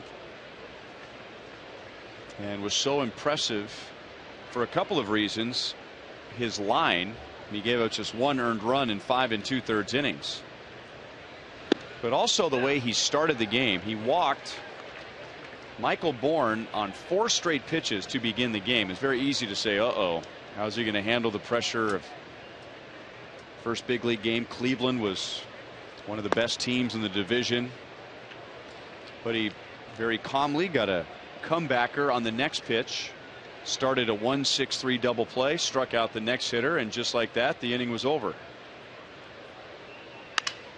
And now a crack bat, and out to Escobar. He will throw out Aviles. 12 ground ball outs in 7 innings for Yordano Ventura, allowing just 1 run. Ooh, man, he's the Ventura Highway, not necessarily 101, but he is getting the job done.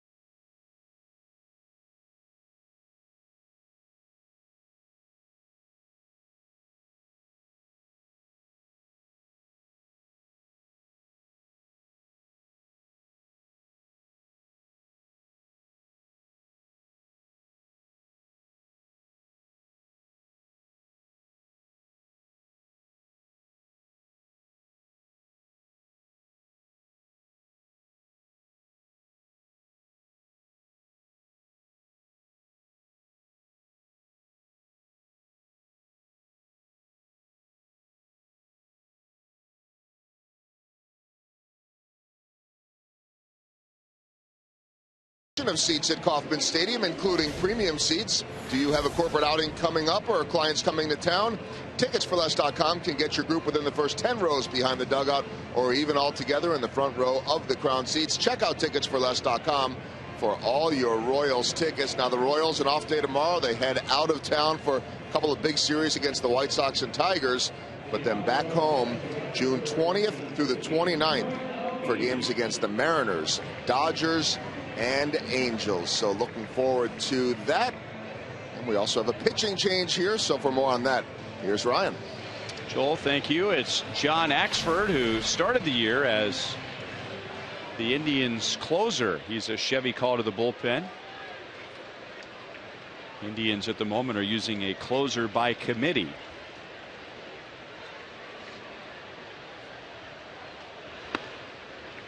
Ball 1 to Nori Aoki. It's the third time in the last 3 years that Axford has lost a closer's job.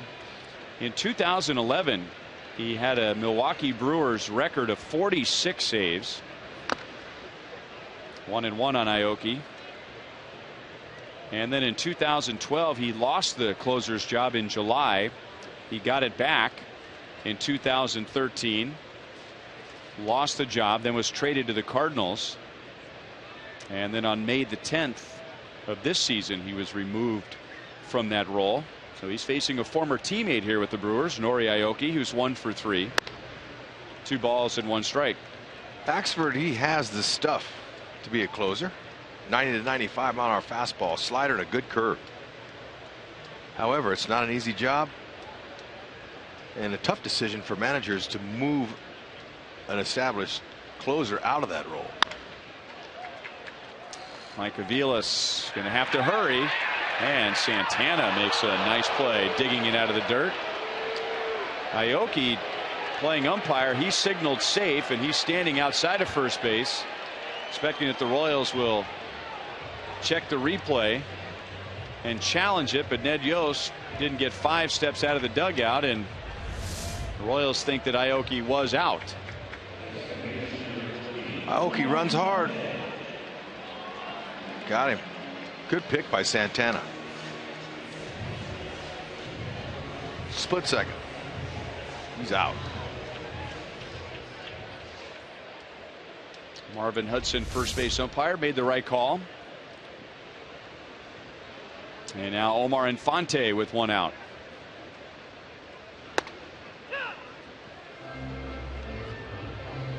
Infante has one of the 3 sacrifice flies today. His sacrifice fly was to shortstop. Alcides Escobar tagged on the play and scored. 110-foot sacrifice fly. Now we should point out it wasn't that simple. It was a ball that Aviles was going back onto the grass and was fighting the sun till the very end. He made the catch and then he fell backward, and that's when Escobar decided to risk it and come down from third, and Aviles, throwing from a seated position, had his throw cut off by the pitcher Trevor Bauer. So if you're Infante, you owe Escobar a steak dinner, because a sacrifice fly doesn't count as a plate appearance, and you get an RBI. I love that.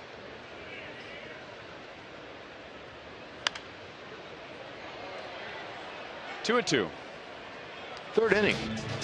Royals are on top 1-0. Okay, Escobar, he's going to read this. Look at him at third base there. He's getting ready to tag up. He says, you know what? If this guy struggles with it, I'm going home. So Aviles from his seat to the relay play, rookie pitcher. And he whooped the throw. This is the unexpected that you don't teach and you can't teach. That's instincts. Gave the Royals a lift. Off the end of the bat, and Infante gets a base hit into left center field. So he's on with 1 out with his first hit of the day.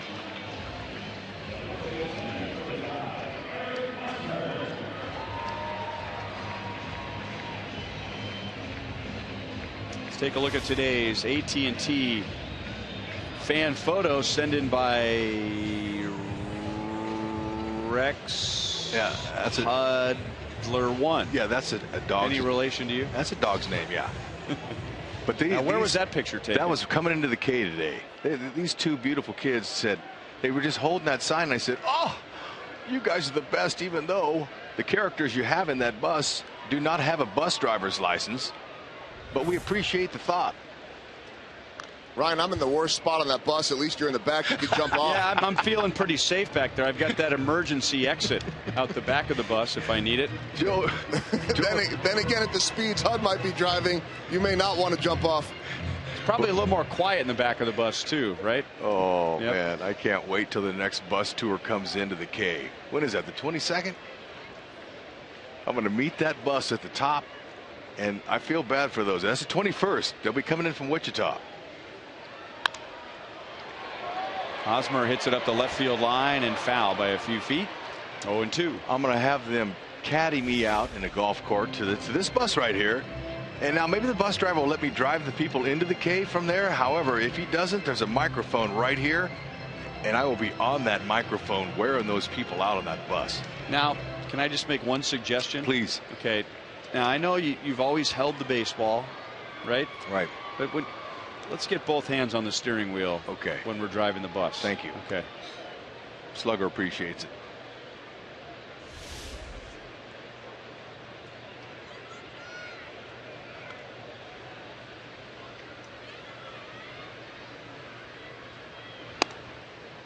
One and two on Hosmer. He is 0 for 2 today with a walk.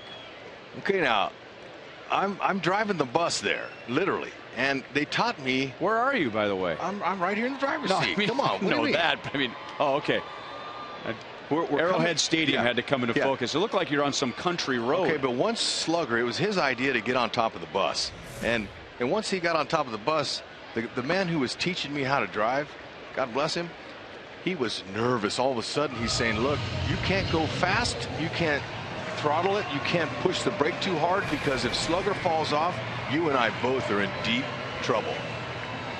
So I really had to just kind of crawl that in there so we didn't lose Slugger off the bus. But I thought it was a good shot.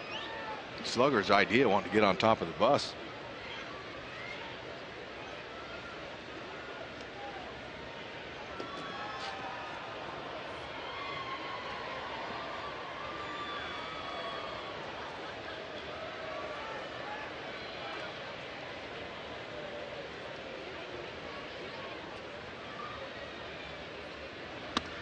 Almost hit him. 3-2.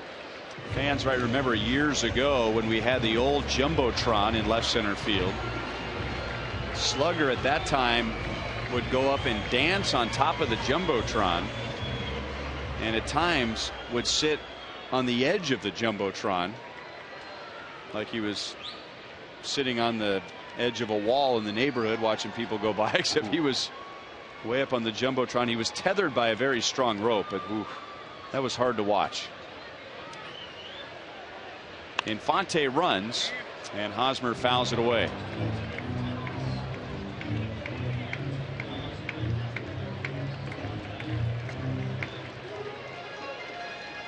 Just announced the attendance today, 19,938.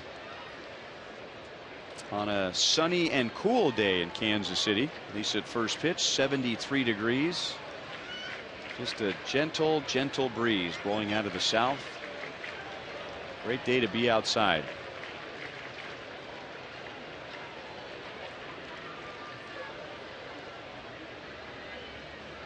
Infante runs again, and Hosmer grounds it into right center field, and Infante will go to third as Hosmer picks up his first hit.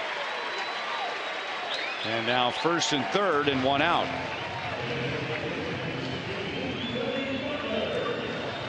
Yeah, he pounded this right through the backhand of the second baseman. Kipnis had no play. Infante can kind of cruise into third, keep his eye on the throw coming back into the infield. But Hosmer, with a walk and a knock today, will keep his average standing pat where it is. Just under 260.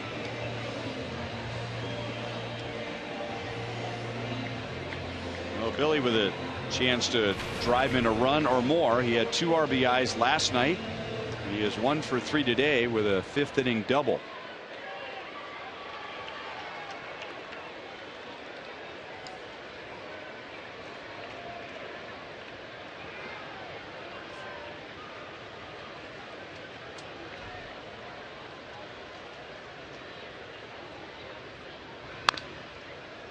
Fouled away, 0-1.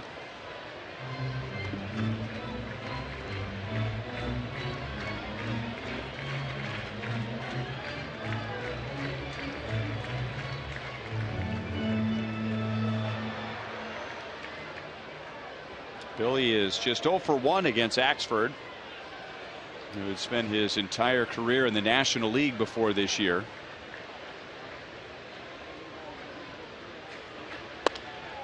Slow breaking ball, 0-2.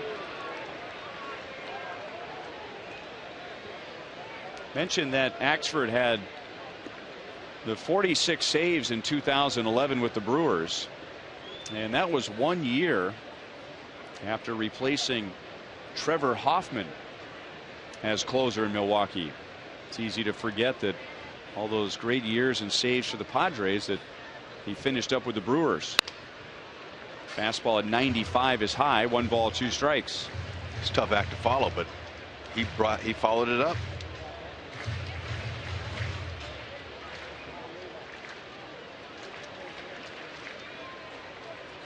Billy Butler, 4 extra base hits in his last 6 games.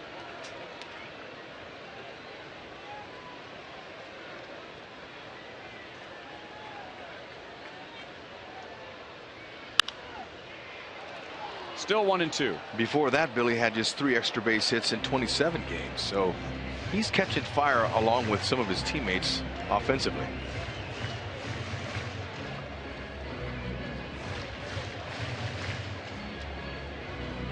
Billy would take a fly ball here and a sac fly, and the Royals have 3 sac flies already today, and 1 more would tie a team record. Dyson and Infante with sac flies in the 3rd, and Escobar in the 4th. 2-2.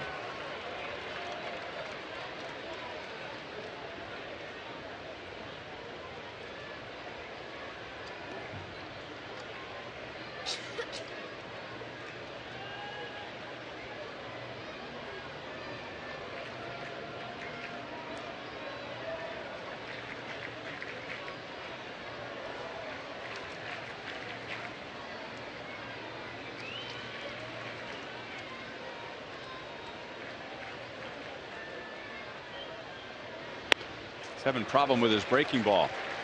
Full count. He's had an interesting career. He's from Canada, drafted twice by Seattle in 01, Cincinnati in 05, but didn't sign. He ended up playing in an independent league in Melville, Saskatchewan, and then was signed as a free agent by the Yankees. Released the year after that. So he's had to try and catch on a few times in his career, and all that leading up to a 46 save season. Hosmer runs, and Billy hits it into center field. Bourne makes the play, and there it is. 4 sacrifice flies in 1 game. 3rd time in Royals history. And the last time they did it was against the Indians back in 2006. So 4-1 KC in the bottom of the 7th. Exactly what Billy wanted. Of course, he wanted to get a base hit with that, but he was looking up in the zone. Axford had him down 0-2. He came back 3-2, and Billy met him. Nice job. That extra little run is big. Gets the Royals back to a 3-1 lead. And now Axford pitches to Alex. Alex, like Billy, just 0 for 1 against Axford before today. There's a changeup in for a strike. Ventura looks like he's going to go out again.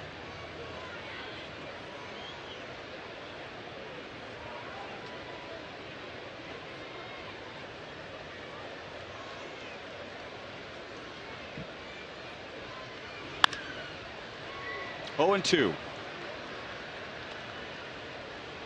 Royals do have Wade Davis warming up in the bullpen. Ventura's pitch count is very good. He is at 85 pitches. But this has become a long inning, and a pitcher can lose his rhythm later in the game in a long inning, the arm can begin to get heavy. And I bet if Axford had a very quick inning, Ventura would definitely come back out. But the longer this thing goes, you wonder if the call doesn't go to Wade Davis. Hosmer runs, and Gomes down on a hop, and that's blocked well by Aviles to keep the ball out of center field. And that is stolen base number 1 for Eric Hosmer, and the Royals league leading 51st. Yeah, you know, for you mentioning about Ventura sitting this long, he could always put a coat on, or he could keep there's ways to keep your arm warm, but with 85 pitches thrown, just he has enough to get out there. But you know what, Ned Yost, he knows the temperature of his players better than we do, so he'll make that decision as he continues to warm Wade Davis up.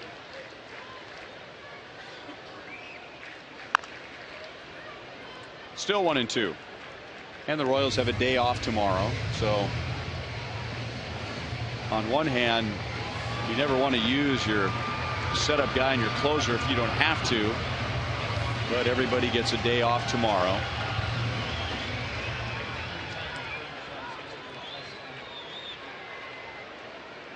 Davis just staying loose, so that's not, looks like he's throwing darts. Yeah, he had been throwing harder than that before, just tossing the ball in the bullpen to keep his arm loose. And Alex is down on strikes to end the inning. So we'll see as the Royals get their 4th sacrifice fly of the day in the bottom of the 7th inning. It's a 4-1 KC lead to the 8th.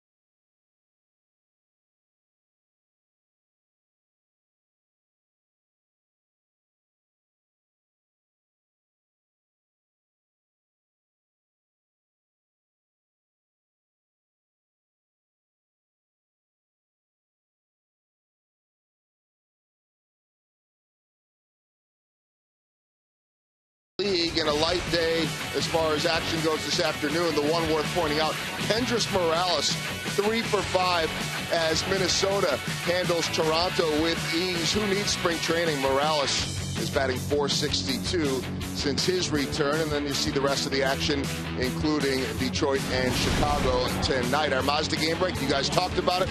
Let's look at it. This was last night, and first the mishap from Yoenis Cespedes. No big deal. He'll recover. He'll heave it on the fly, and that's an out. My goodness, that is our Mazda game break. It was reviewed. Mike Scioscia questioning the call, but the call was upheld. It did stand. 304 feet on the throw in 2.73 seconds. Yoenis Cespedes may not be Bo Jackson, but I know that my partner, Jeff Montgomery, as soon as he saw that, the first words out of his mouth were Bo Jackson.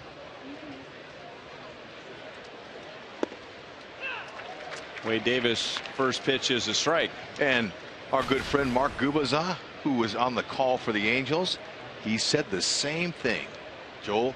And I did too last night when I watched that on the highlight. Actually, I was watching it live, and I fell out. Bo Jackson. Let's see, you take us back to Seattle. What, 89, 90, And Scott Bradley hitting for the Mariners. Harold Reynolds at first base, who had excellent speed. And Bo Jackson picked up the ball on the warning track in left field at the Kingdome. Threw the ball all the way to the plate on the fly. Harold Reynolds was tagged out, and that would have ended the game. That would have been a walk-off win. So impressive like Bo Jackson's throw, but not quite like Bo Jackson's throw, not his equal. Didn't I see your dad, who was the manager at the time, come out and argue? Yes, you did.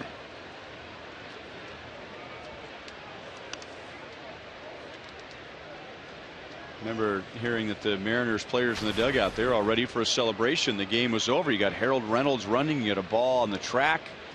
Reynolds is almost at third base when Bo Jackson unloaded the throw. I mean, there's no chance. No. 3-2 on Michael Bourne. He is 1 for 3. He had a bunt single leading off the 6th inning and scored the Indians' only run. Davis is pitching for the first time since Sunday. That was in what ended up being the final game of the series with the Yankees, as Monday was rained out. He had a 1-2-3 8th inning and a 2-1 game. And back to the middle, a base hit for Bourne. So he has been a true leadoff hitter today. That's the 3rd time in 4 at-bats he has led off, and he's 2 for 4. So that's why Ventura didn't go out for this inning, because Davis needed some work. When the off day tomorrow, Ned's saying let's just keep them in their slots. That explains it. And it's a hold/save situation in a 3-run game. Lonnie Chisenhall, 2 more hits today, both singles. He is 2 for 3, and he's hit in 9 straight games. 0-1 against Wade Davis.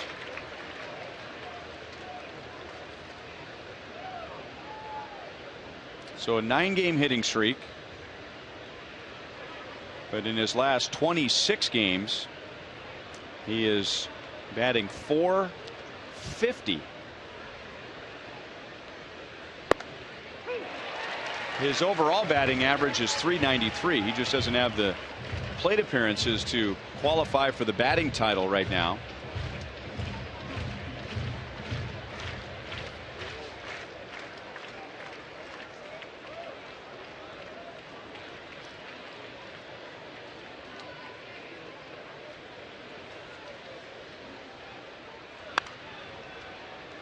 .96 miles an hour, fouled away.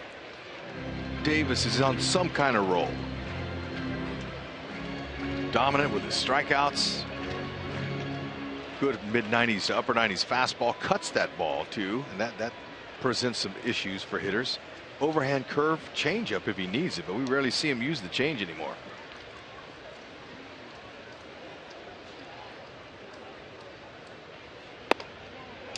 Close, but up and away, 1-2. He has a stretch of 18 consecutive scoreless innings. Wade Davis does over his last 15 appearances. And over that span in his last 15 outings, the league is just 6 for 59 against him. 2-2.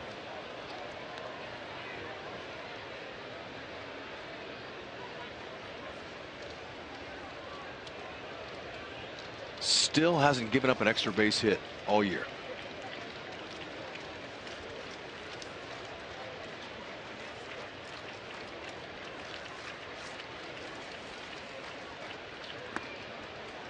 Started to swing and was able to check. 3-2.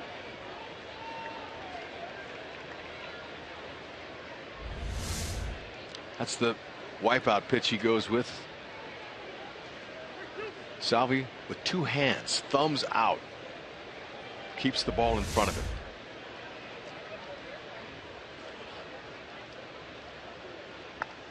And now a walk to put 2 on with nobody out.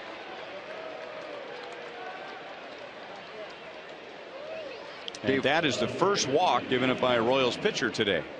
So he's looking at Escobar right now, walking off the mound saying, okay, ground ball back to me. I'm coming to you, Esky. So you have to know ahead of time. Infielders have to think a pitch or two ahead of time, what they're going to do with the ball before it's hit to them.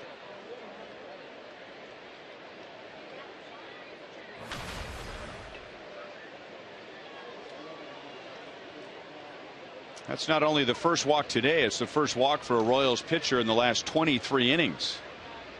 Got to go back to the 7th inning on Sunday against the Yankees. And that's too low to Michael Brantley.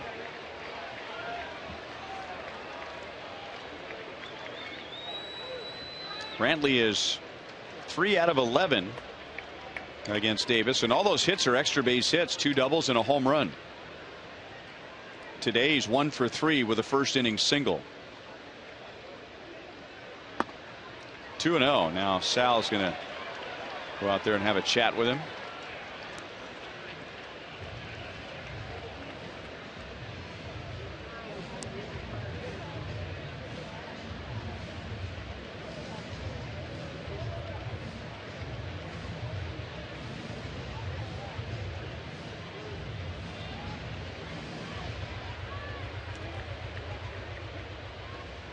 A single by Bourne and a walk to Chisenhall.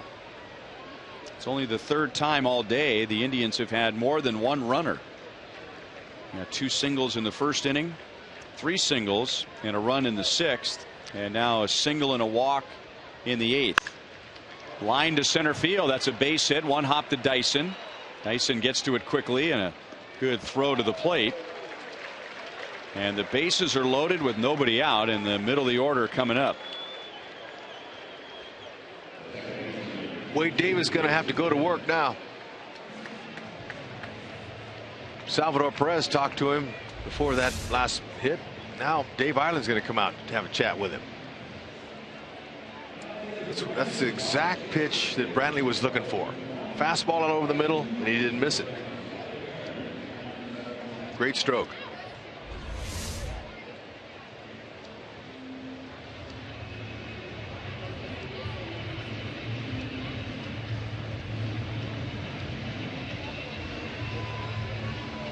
Jason Kipnis with the bases loaded, nobody out, and he has 6 RBIs in his last 2 games. He is 2 for 5 against Davis with a home run.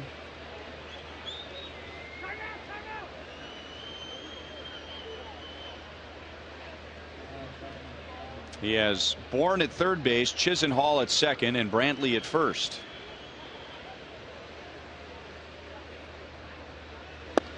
Breaking ball for a strike.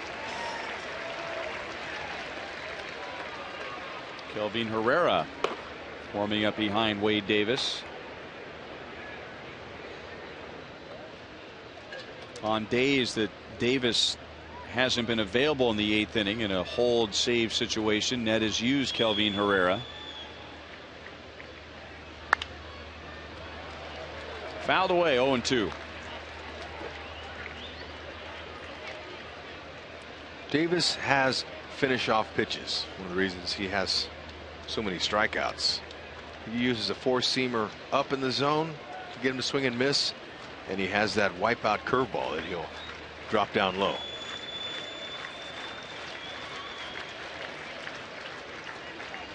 And he got the strikeout. A cut fastball that started outside. 1 down with the bases loaded. You could barely see a wrinkle on this. See how it had just a little bit of movement? That's called a cutter. Generated by more finger pressure from the middle finger.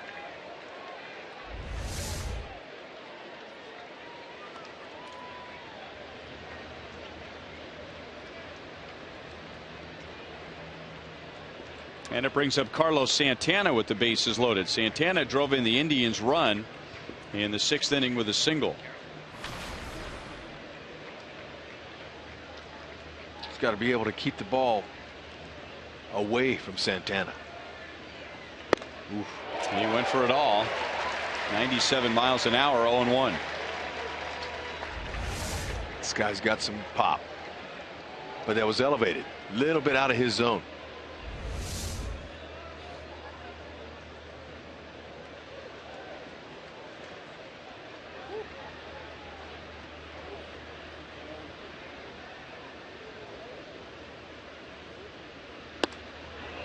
1-1.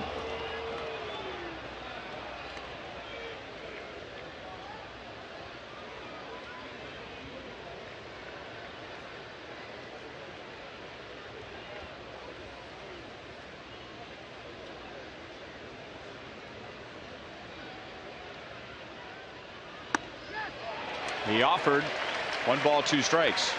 That was the same pitch, different location that Davis used to strike out Kipnis. That late breaking hard cut fastball.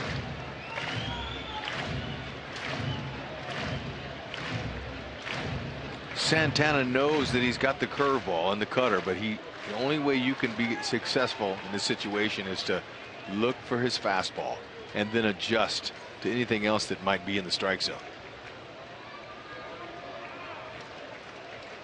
You can't look for an off-speed pitch and catch up to a 97-mile-an-hour fastball.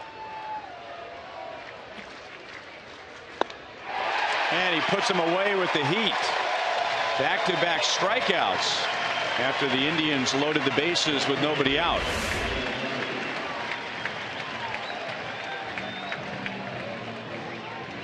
That ball was thrown right by him.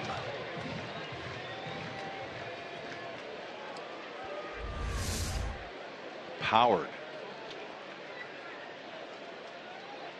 And now it's Davis and David Murphy.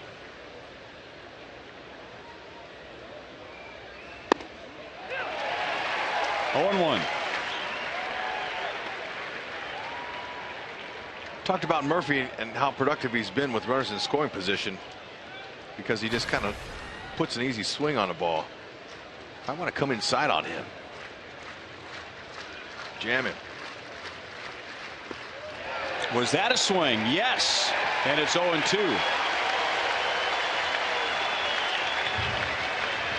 Showed you that Murphy has 2 grand slams in his career, and the first one was here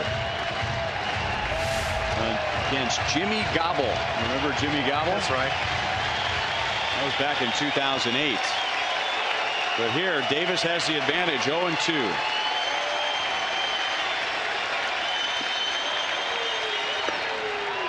One ball 2 strikes.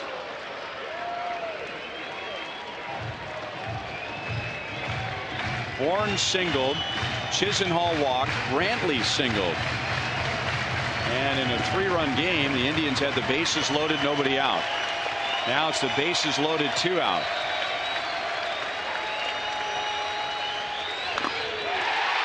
Just got a piece of it, and it didn't stick in Sal's glove. Crowd reacted as if it was a strikeout, but it's still 1-2.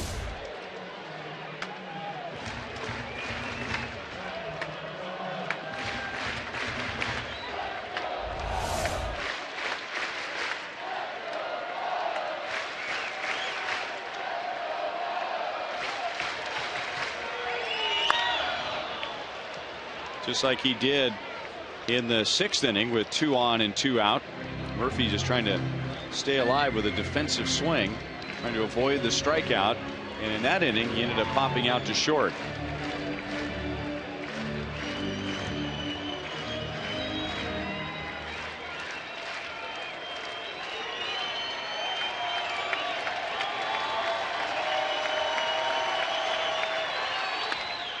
On the ground, Infante fields and throws him out. Well, it's like he teased the Indians with the 3 runners, but 2 strikeouts and a ground out later, and the Indians are scoreless. His teammates call him Waiter. So Waiter, Ned wants to check this one out.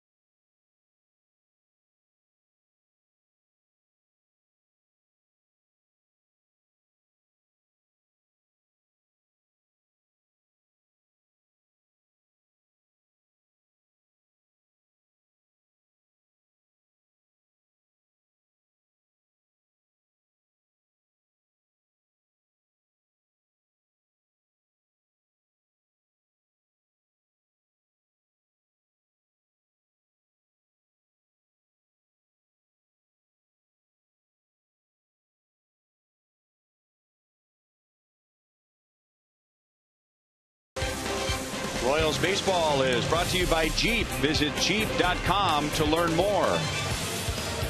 And by Academy Sports and Outdoors. Right stuff, low price every day.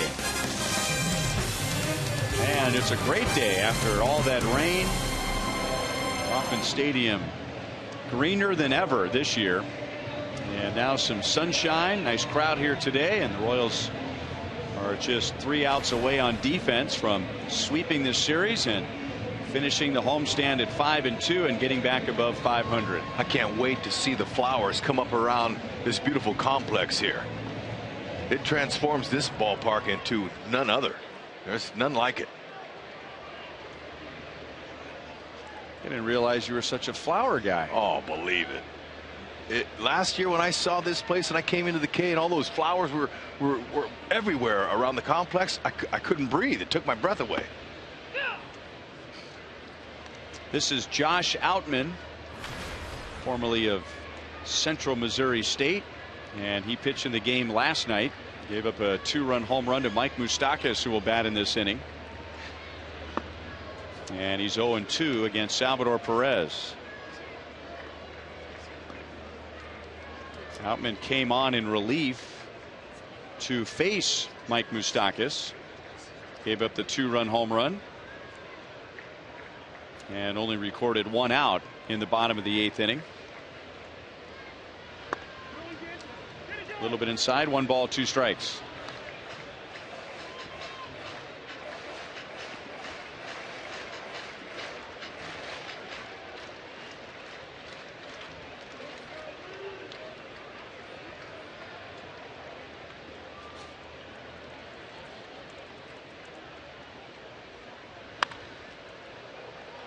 Still 1-2. Sal doubled and scored back in the 4th inning.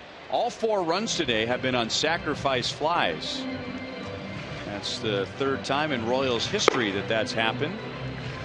And the first since 06. That was against Cleveland as well. As Greg Holland gets ready for the 9th inning. The lower 3rd is scheduled for the Indians. Fouled away again by Sal.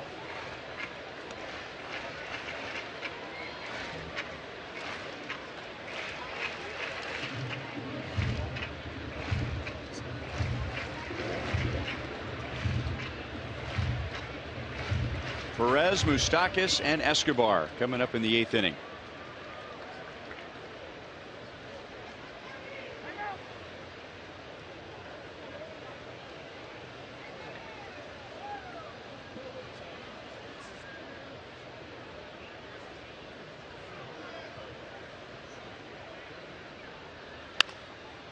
We don't normally talk fashion, but those 2 guys in your screen. Now, Outman, for many years, if a player jacked up his pants to below the knees, you would see the old stirrups. But the players, the style now is to wear the pants down around the ankles, so they just wear solid socks. So for Salvador Perez, no stirrup at all. That's just a blue sock. Old school and new school, if you will. Nice play by Chisenhall, sliding on his knee and spinning around to throw out Perez.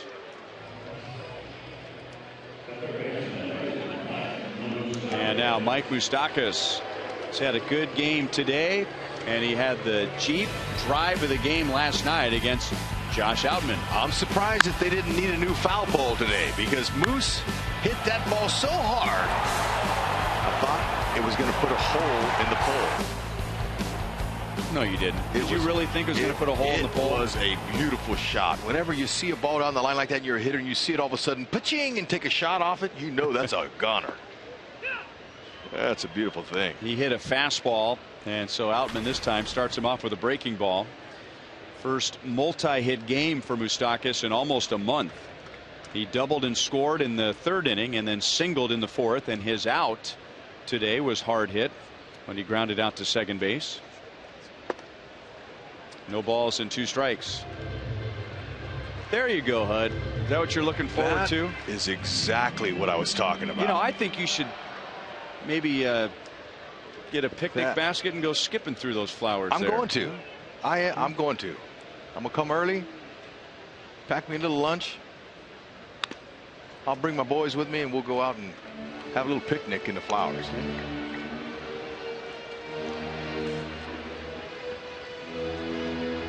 nothing would make us happier than to think of you doing that. You know, maybe it's not exactly the masculine thing, but I had a brain hemorrhage in 2000 and almost lost my life. And ever since then, everything looks different to me. Moustakas takes a called third strike, so Outman gets him this time. 2 down in the 8th. So you take the old saying literally that sometimes you have to stop and smell, in this case, the flowers instead of the roses, or go skipping through the flowers. I had roses in my house, outside the house, and all of a sudden they looked better and they smelled better, and I was like, you know what? I became a flower guy. You know, whatever is beautiful looks better to me. Does that make sense? Sure it does. Well, let's get back to the game.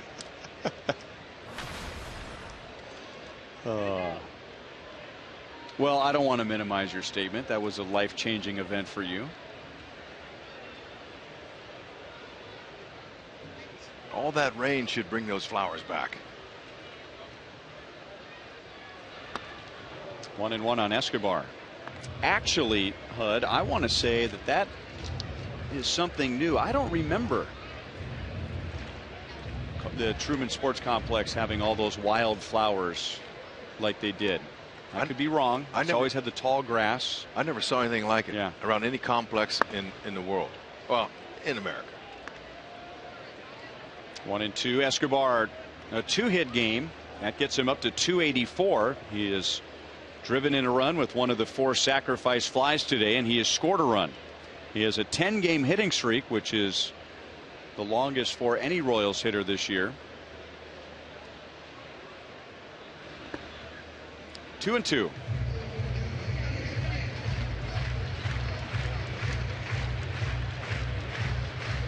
Josh Outman out of Central Missouri State, which is now the University of Central Missouri, and we mentioned last night, not just a pitcher but also an outfielder for the Mules, and batted .343 his last year there. Chisenhall charges, bare hands, and no throw, and that was the right play with Escobar's speed. That's a 3-hit game for Alcides Escobar. And another infield hit. That's 2 for the day. Those 3. Oh man, it's so nice to have speed and have wheels, because that's something that Billy Butler and those that don't have the speed aren't able to capitalize on. And Chisenhall realized that was a pocket ball. Just put it in your pocket. No chance.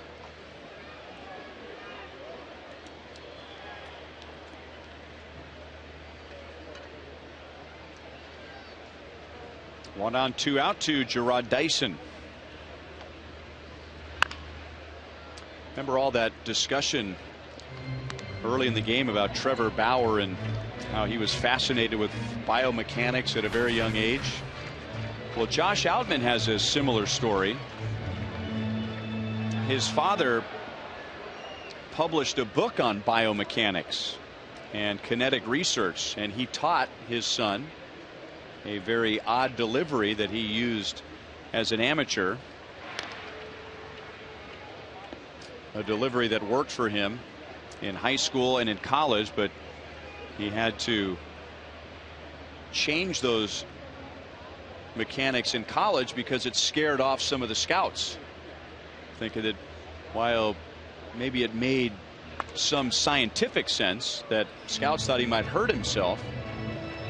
So you've got Outman, Trevor Bauer, Tim Lincecum.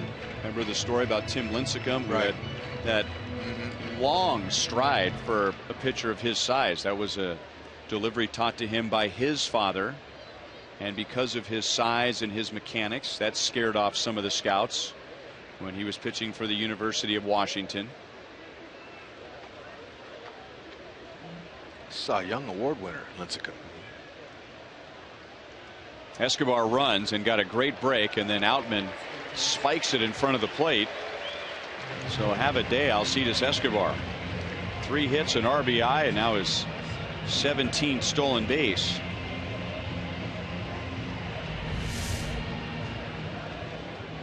Little short with the delivery. Just off the edge of the grass, that ball bounced. John Gomes took that off the shoulder. Didn't really feel too well.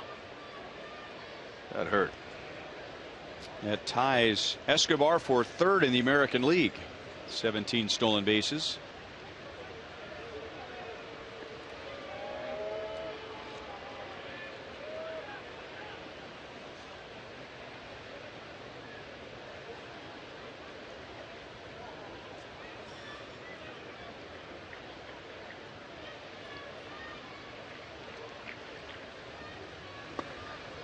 Two and two.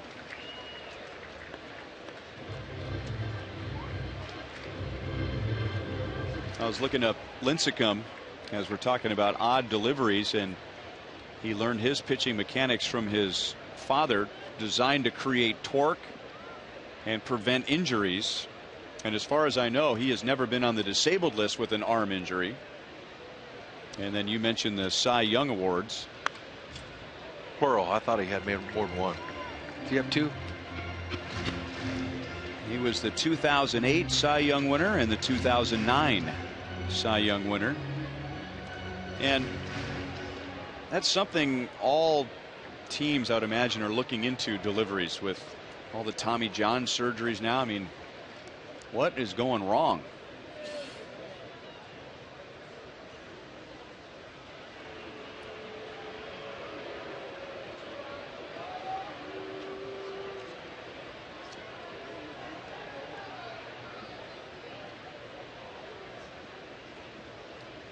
A lot of people weighing in on that subject. Most everybody that I hear, quote unquote experts in the game, just say it's overuse as a young person. Kids are playing more baseball now, which means they're throwing more. It used to be just in states like California and Arizona, Texas, Florida, where the kids could play baseball year round, and now there are more opportunities to do so in other sports. So that just means that kids are pitching at a younger age and throwing more at a younger age.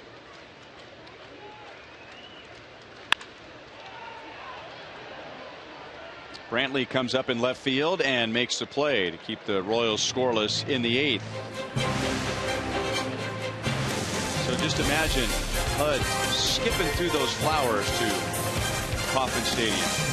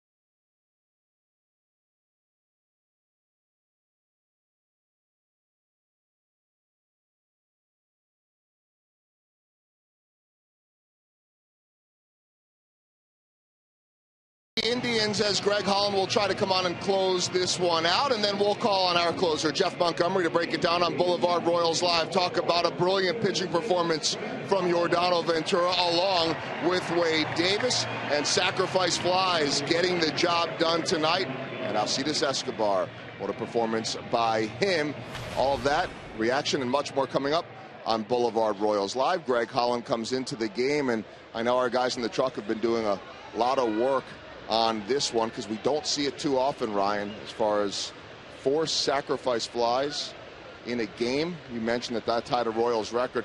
Looked up a couple of things. One, only once in history, according to Baseball Reference, has a team had 4 runs scored on 4 sacrifice flies. And that was the Montreal Expos in 1980. Sacrifice flies from Ron LaFleur, 2 from Gary Carter, 1 from Jerry White. And you've got to go back even further, back into the 50s, to see the last time a team won with all of those being on sacrifice flies.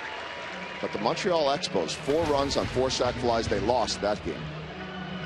Interesting. Didn't realize that would be so rare. So what you're saying, Joel, there's been plenty of 4 sacrifice flies, just not accounting for all the offense. Exactly. And the Royals, and winning. You got to go back even farther as Gomes strikes out against Greg Holland, 1 down in the 9th inning. As promised earlier in the game, it's Miller time, brought to you by Miller Lite. Yordano Ventura did not disappoint. Came in there and used his pitches, kept him down low, had him grounding out. Didn't care about the strikeouts. Says, you know what, let's just get outs. I'm sure that the veteran pitchers on the team have gotten through to Ventura. That less is more. You don't have to throw 100 miles an hour every time up there. Use that great defense.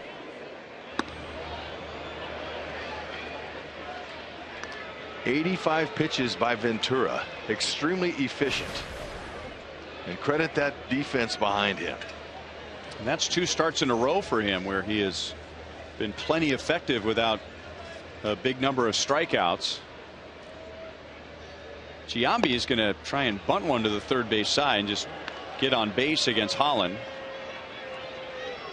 Back on Thursday, Ventura went 6 innings, 2 runs, 1 strikeout with just 91 pitches. 3 times today, Giambi has grounded out to Moustakas, who is on the right side of second base with the overshift. Hosmer in front of his own dugout and reaches in. He's got it. He didn't raise his glove right away because he immediately had to think about falling down the stairs. And home plate umpire Corey Blazer, you talk about hustle. He made sure he got right next to Hosmer to make sure that he caught it. Some kind of focus and concentration here. Hosmer with the hands. That's a special out. You make plays that you're not supposed to. That saves the pitch count, especially of your valuable closer in Greg Holland.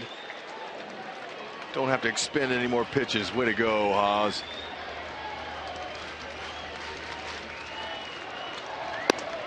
Also, Mike Aviles. Brian, the degree of difficulty for Hosmer to keep his balance from falling down those steps had to come into play there too.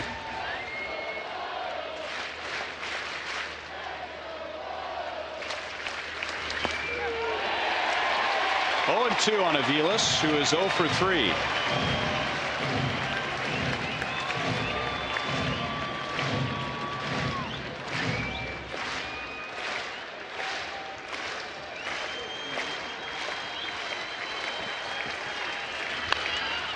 Got a fastball in on him at 96, and that was about as defensive a swing as you're going to see. Holland got his 18th save on Sunday against the Yankees. He got around a leadoff single and a wild pitch, and the Royals won that game 2-1. A 4-1 lead here with 2 strikes and 2 outs in the 9th. That's backing out of play.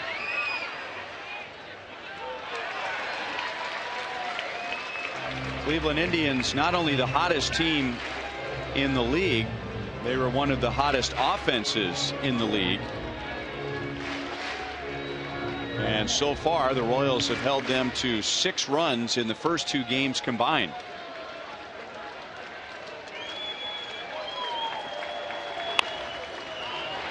Shallow left field. Escobar wants it. He's had a big game. He's got it. The Royals sweep the 2-game series from the Indians. They have won 4 in a row. They have won 9 of their last 13. They are 5-2 on this homestand and back above 500 with a big KCW.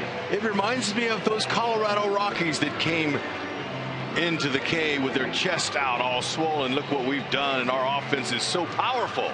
We're so good. We lead the world in homers. We lead the world in runs. Oh yeah? Well, the Royals have one thing that takes care of hot offenses. That's great pitching, and we've seen it again today in this series.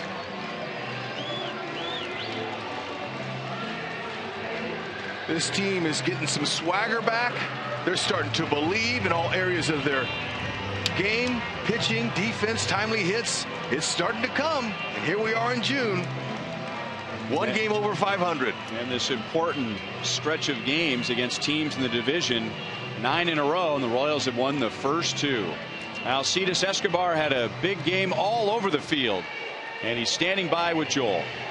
All right, thank you very much, Ryan, as the Royals have now won 4 in a row and a 5-2 homestand, and Alcides Escobar has been hitting a lot lately. 3 more hits today. Tell me about going up against Trevor Bauer, because he's been striking a lot of batters out, but you guys were able to put the ball in play. Yeah, he's throwing really good. And the first couple inning, he throw the ball down. He made the pitcher inside, outside. And after that, those guys, he made the appointment in home plate and trying to hit the hell boot.